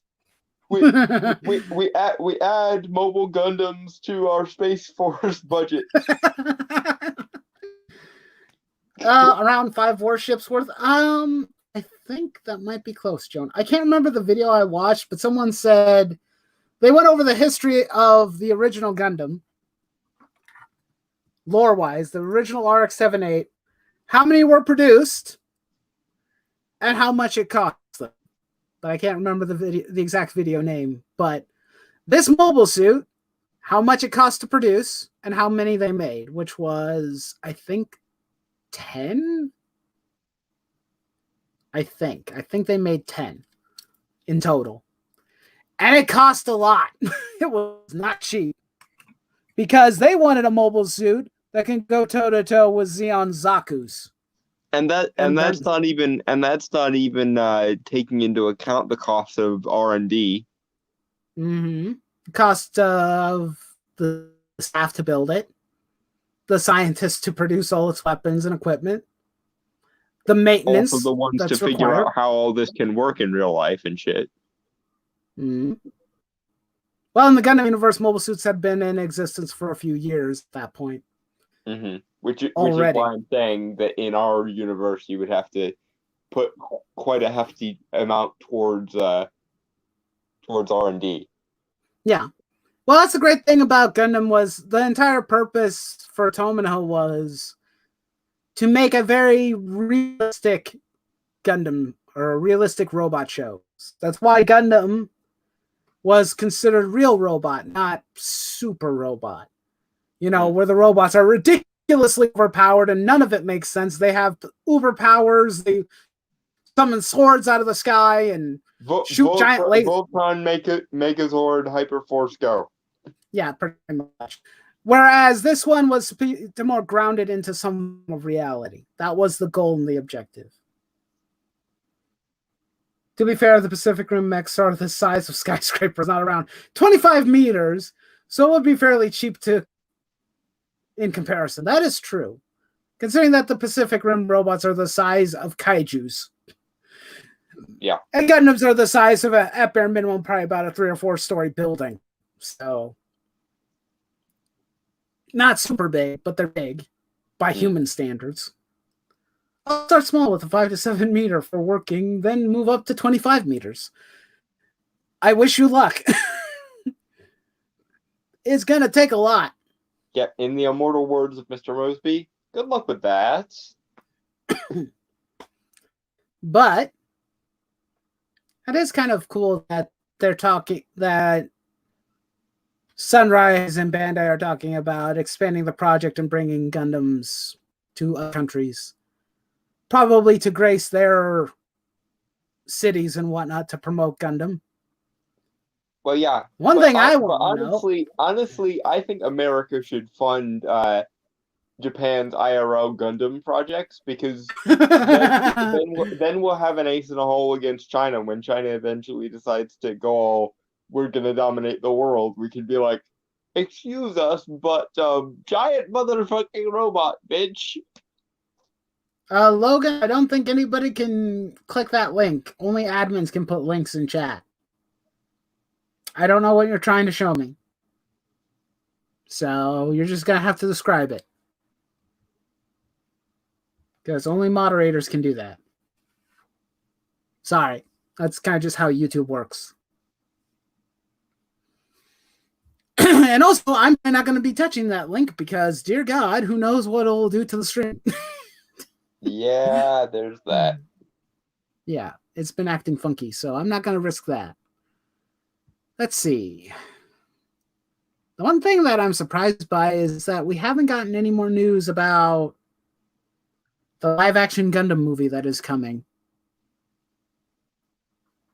I haven't heard any new news or information about it. Yeah, I'm surprised there hasn't been any news regarding it, considering that Pacific Rim was basically a dry run of how you do a Gundam type movie. I'm sorry, what? I said I'm surprised you haven't gotten any more news, considering that Pacific Rim was basically a dry run of how you do a giant robot movie. Yeah. True.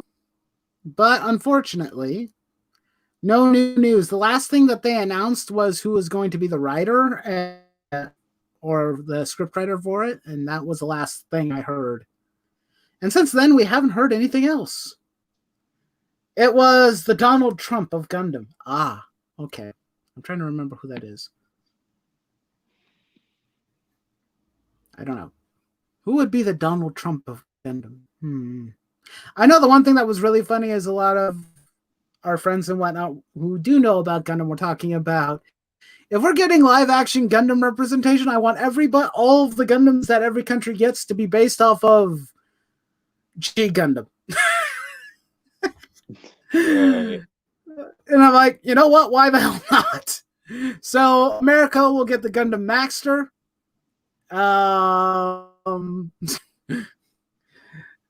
Mexico will get the Tequila Gundam. I wish I was kidding. That is its name.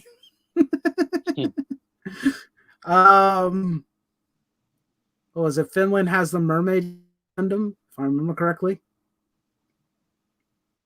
Well, I do realize that Sunrise is keeping the door shut on info for live action Gundam as they don't want to get any leaks for it. I understand that, but I'm talking about like announcing who the cast is. No one has been cast. Film and production has not started. All they have is a scriptwriter, which is a good scriptwriter, don't get me wrong, considering he's an experienced comic book writer. Well, to be fair, it's not like they're going to move forward with it now because COVID. Yeah, not now, no. But before the pandemic, there wasn't any news before the pandemic, and it had been about 6 months or longer since any information came out. Yeah, that's not unreasonable because Japan tends to be more secretive about that kind of stuff anyway. Yeah.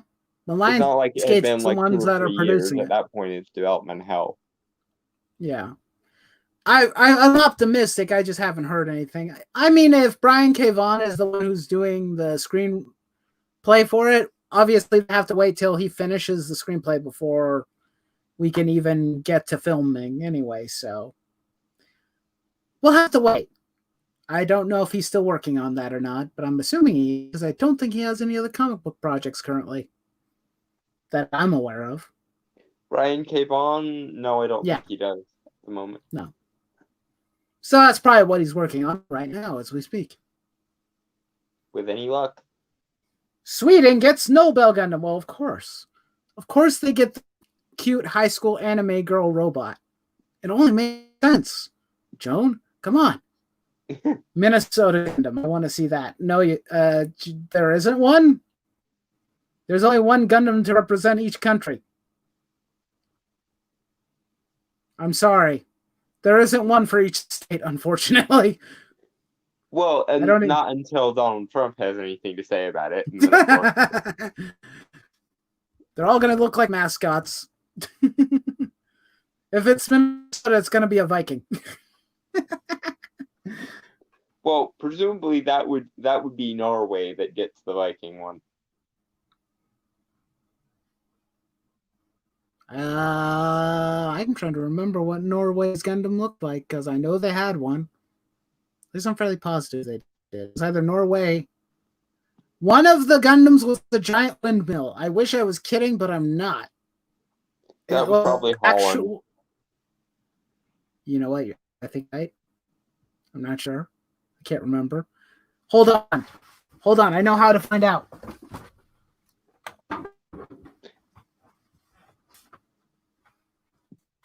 A Googling, he will go. A Googling, he will go. A hi ho, a dare yo. A Googling, he will go. Do.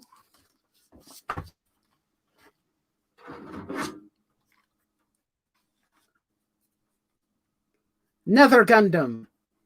Nether Gundam was the windmill. Ah, yeah. There you go. Thank you, John, for reminding me. Yeah, Holland or the Netherlands was going to be inevitable. Ah, ha, ha, ha. Here we go. I found it.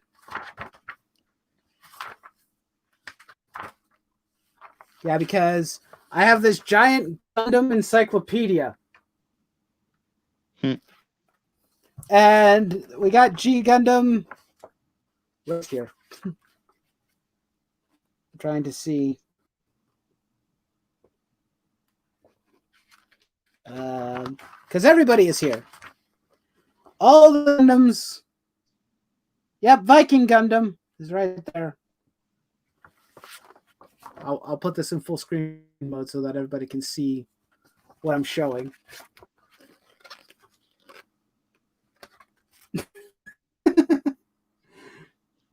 And who gets the Viking Gundam?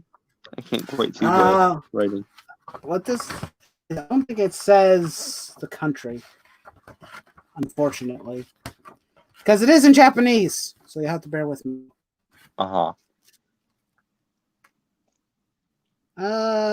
Yeah, there's nothing that says anything about the country. You'd have to probably look it up on the Wikipedia page. But there is a Viking Gundam.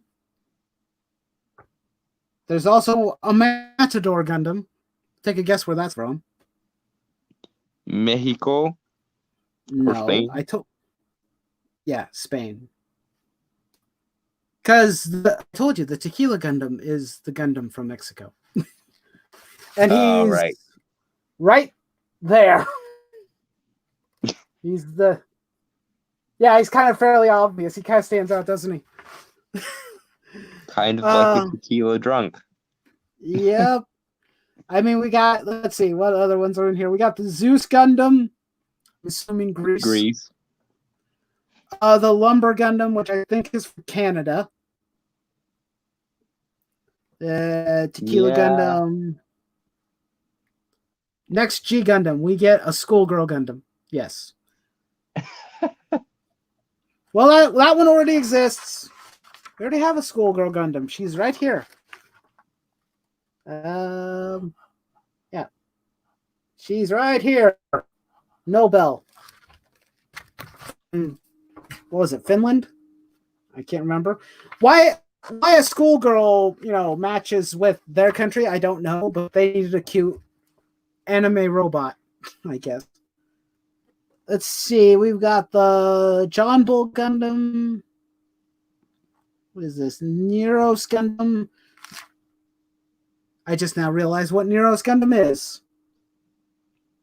It's in the name. He's Roman.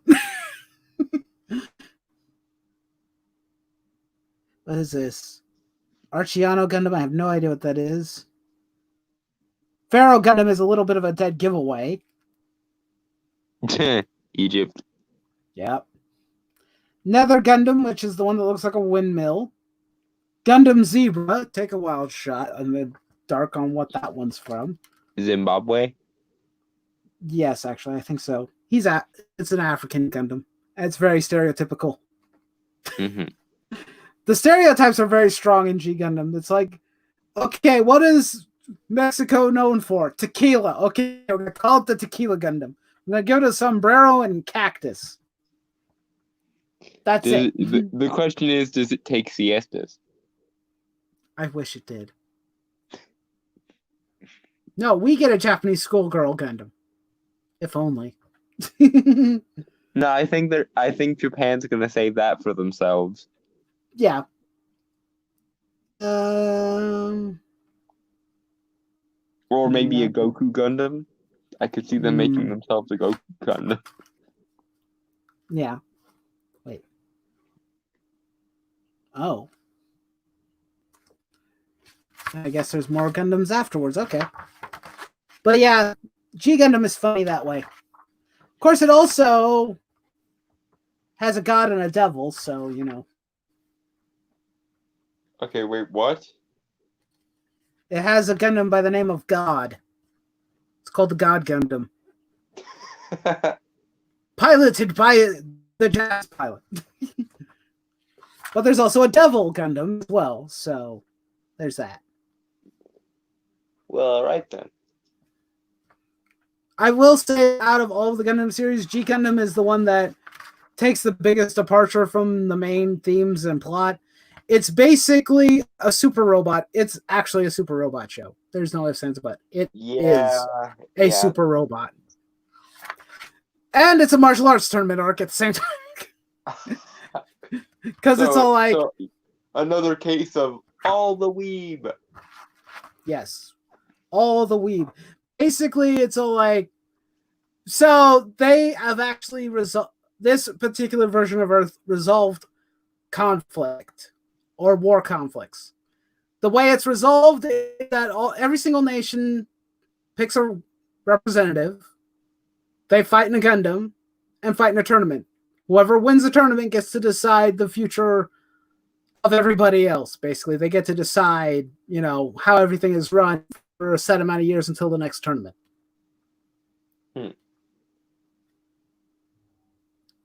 Yes, there is a god, and his name is God Gundam.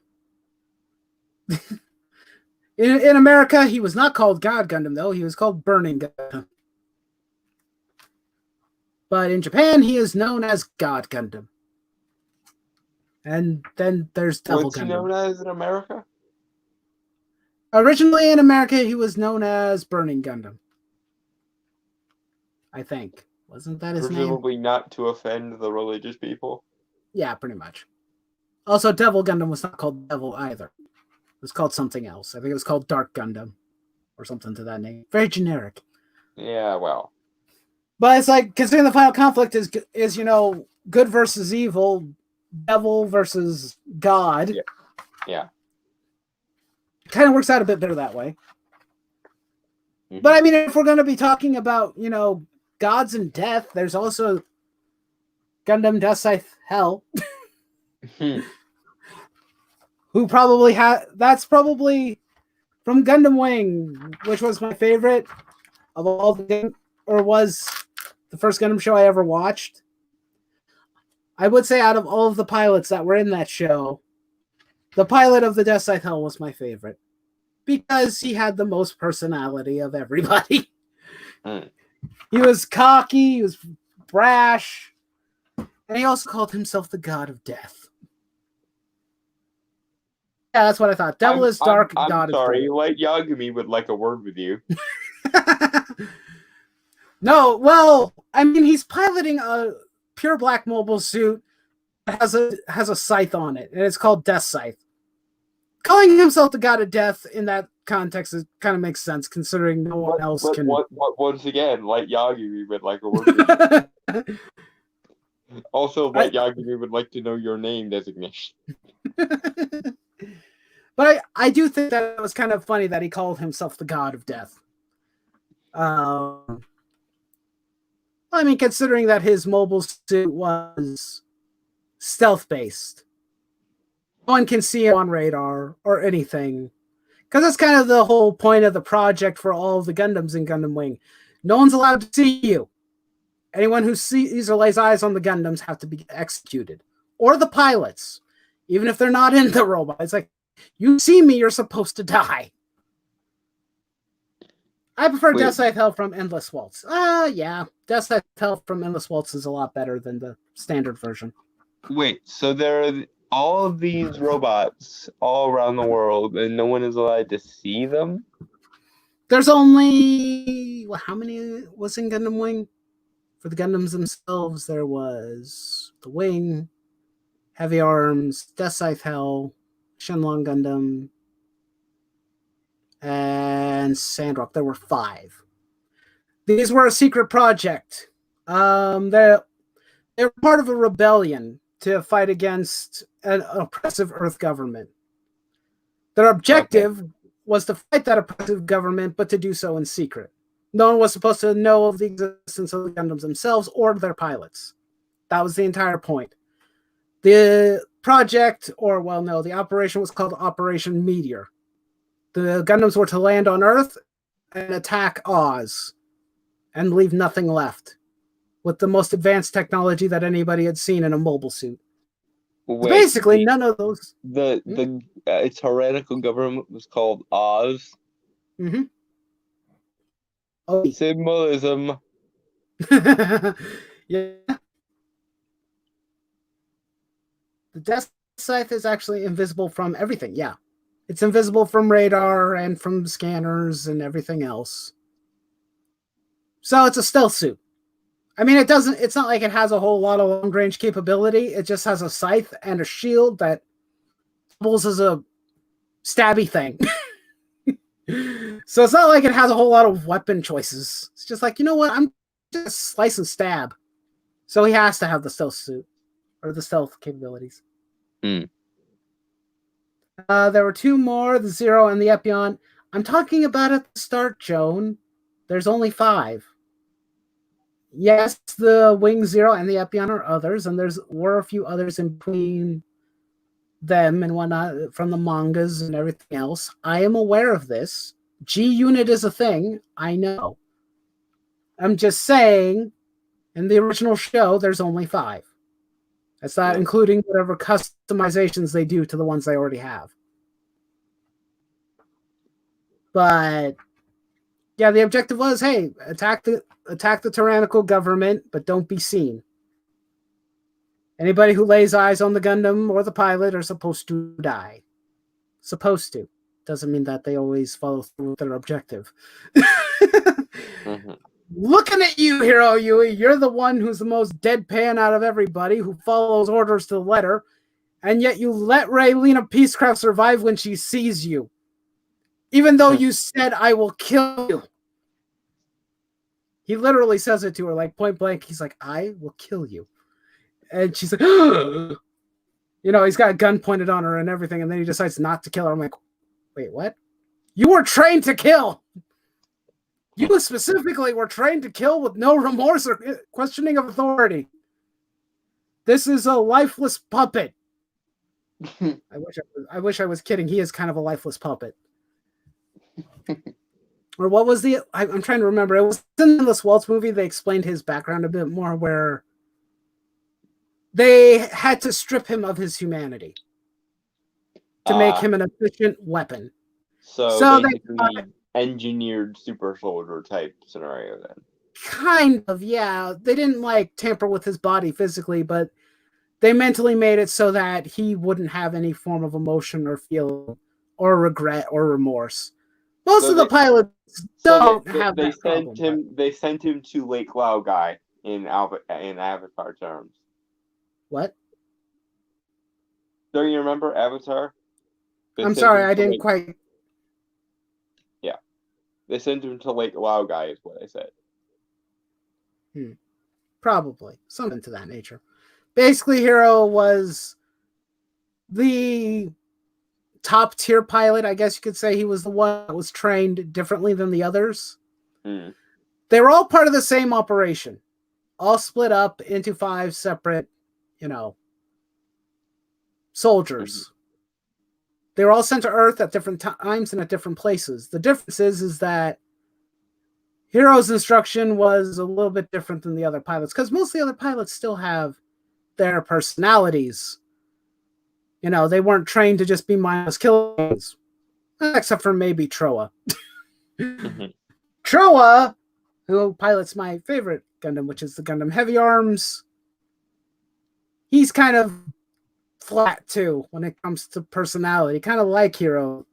The only difference is that I think the only reason why he has that is he has no memory and has no name. So, he just kind of just goes with it. Because Hiro likes her. That's not an excuse. He has orders.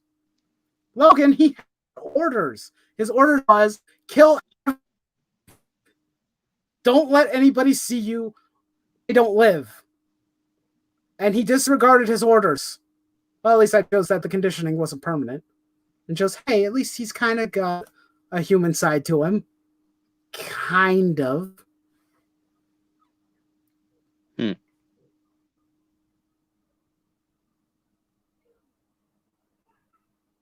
They left some of his humanity intact. That is not what they said. They question whether it was philosophically appropriate to strip him of his humanity. They obviously didn't go all the way, but still, he's close enough to a robot. Well, unless they actually do like tamper with his neurotransmitters, there's no physical way they could go all the way.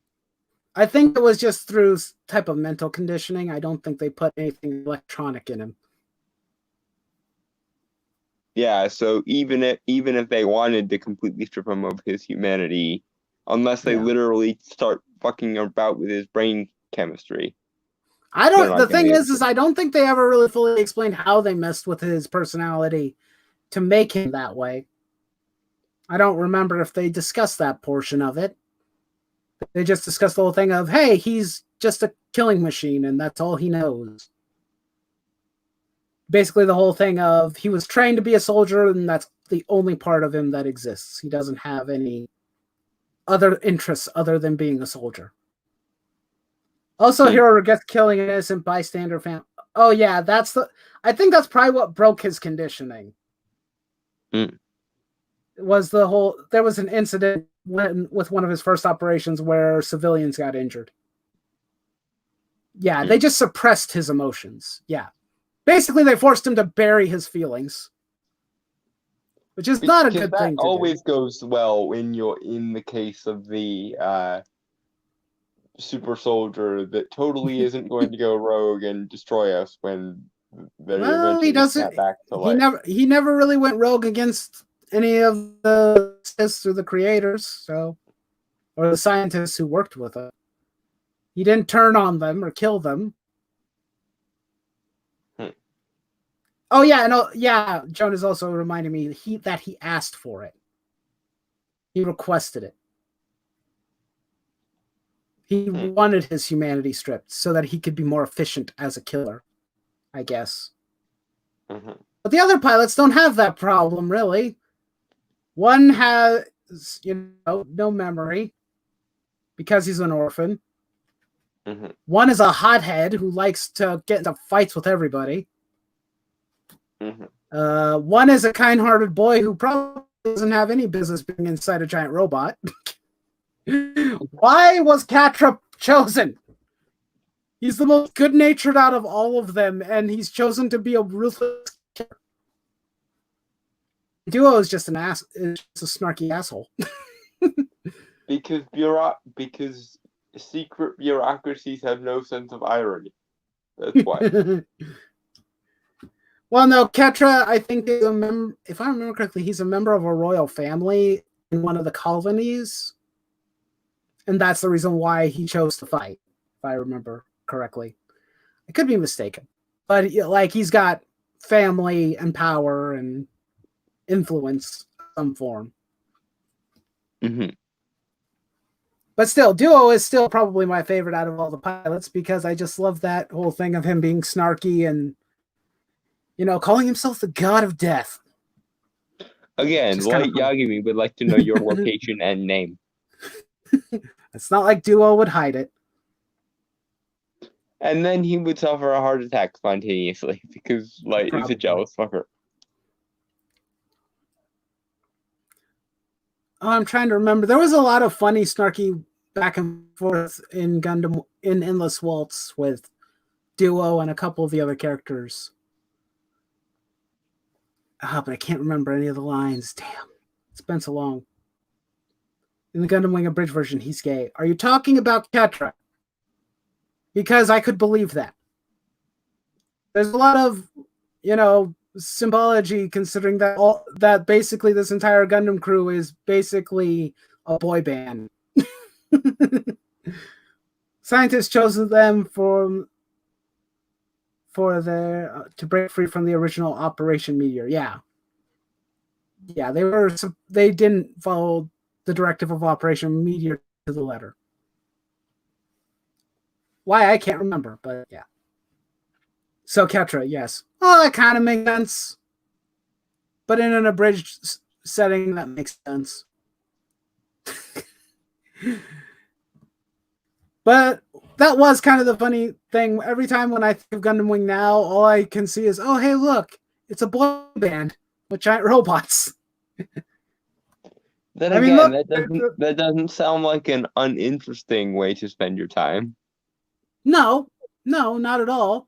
If you like boy bands, or if you like pretty boys piloting giant robots and kicking ass with it, yeah. I mean, back then. I didn't think of it as that. I just thought, cool, giant robots fighting. Let's go.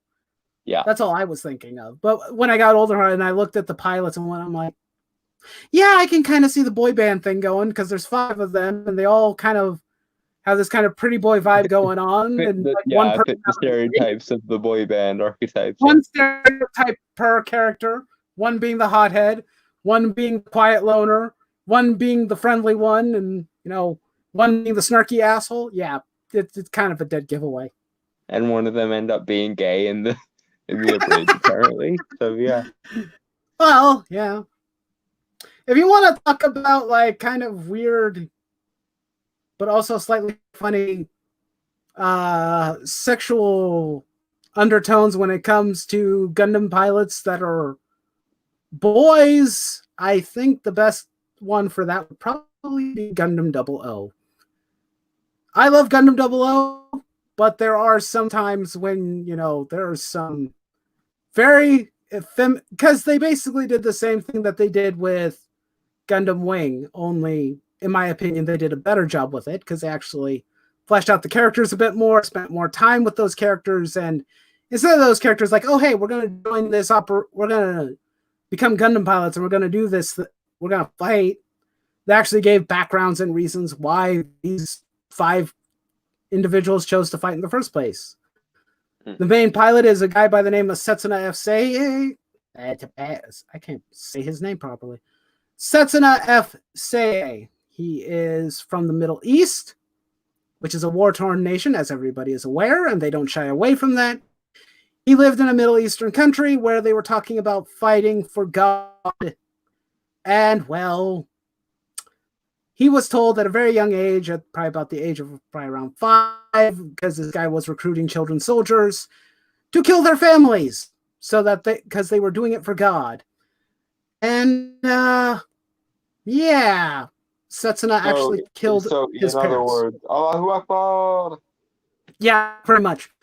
In their world, that's pretty much that. And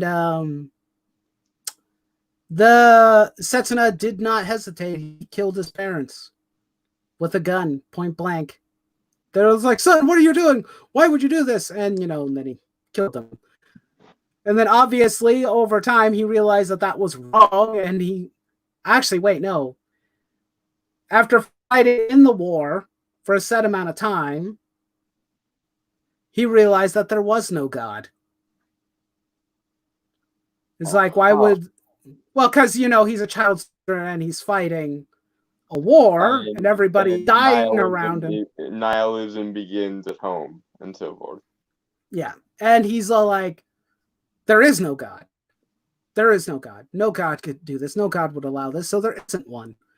And that kind of broke his conditioning, I guess you could say. And then, or the only thing that kind of snapped him out of it was seeing one of the first Gundams, which was, as someone's pointing out in chat, Logan is pointing it out, the Gundam O, which was the very first Gundam that was designed by the organization Celestial Being. And then he was recruited. And every other pilot in the show has similar background stories or some type of background where the world was not kind to them, so they decided to fight for Celestial Being and perform what they call armed intervention. I find it kind of funny that a kid who was raised a fundamentalist and goes on to become a fervent anti-theist works for an organization called Celestial Being. Well, to him, I think the Gundam is God, basically. Well, yeah, but it's kind of funny. You go from believing very fervently in one god to believing in no gods to believing in an entity known as Celestial Being. Lol. Well, Celestial Being is kind of, in a sense, as the way the Earth treats them in the show, they're terrorists. They are a terrorist cell. They are a small contingency of people who claim to be performing what are known as armed interventions. And their founder, who's actually been dead for several decades, basically said that the point and objective is to get the world to work together, or to unify the world, or, the mantra was end war at all costs. And that was the objective. End the conflicts on Earth, end the wars through armed intervention, which is hypocritical because you're using a weapon to kill. Mission accomplished, but at what price? The mission was accomplished by the end of season 1, but not the way that everybody was planning.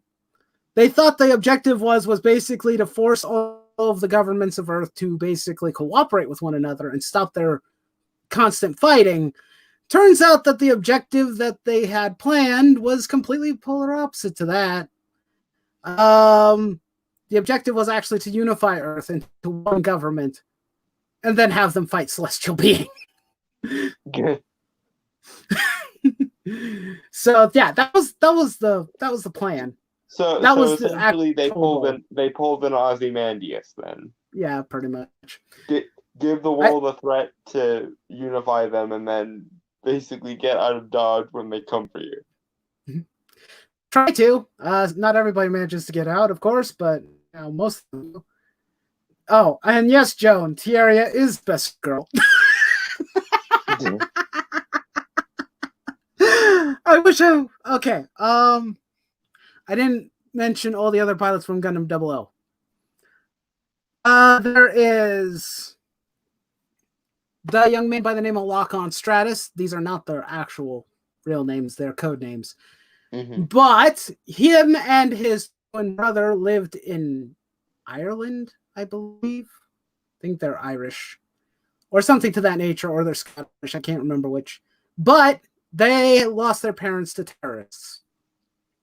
And so Lock-On, celestial being, because he was recruited, because he hates terrorism. So if he can stop what happened to his family, to stop everybody, stop conflict, stop terrorism, because their armed interventions don't just extend to just governments fighting each other. It also extends to terrorist groups.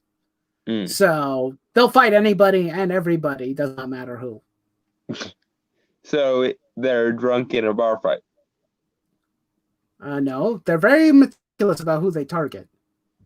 Unless they target them based on their emotions, which does happen. They're not devoid of feelings like Hero and Gundam Wing. It's like, no, everybody has feelings, and when they find somebody or something that they have personal issues with, they go after it headlong and they disobey their commanding officer. So, nope, we're doing this. Like, let's see. Remember how I said that Setsuna was, he was recruited by a man to fight for a war, for God? He runs into that man during the series, who is a mercenary hired by other governments.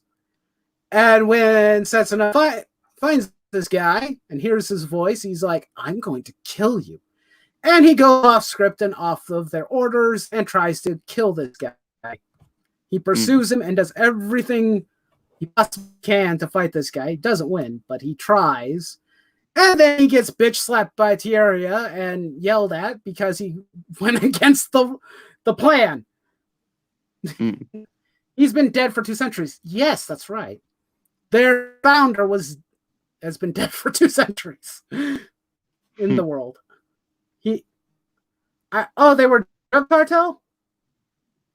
Aliel Sanchez. Yeah, that's the name of the terrorist guy or the mercenary. But drug cartels was what happened to Lock-On's parents. Alleluia, that is his name. Alleluia Haptism is actually, I know it's an interesting name. Well, he's a fun little gentleman, to say the least. He was part of a super soldier program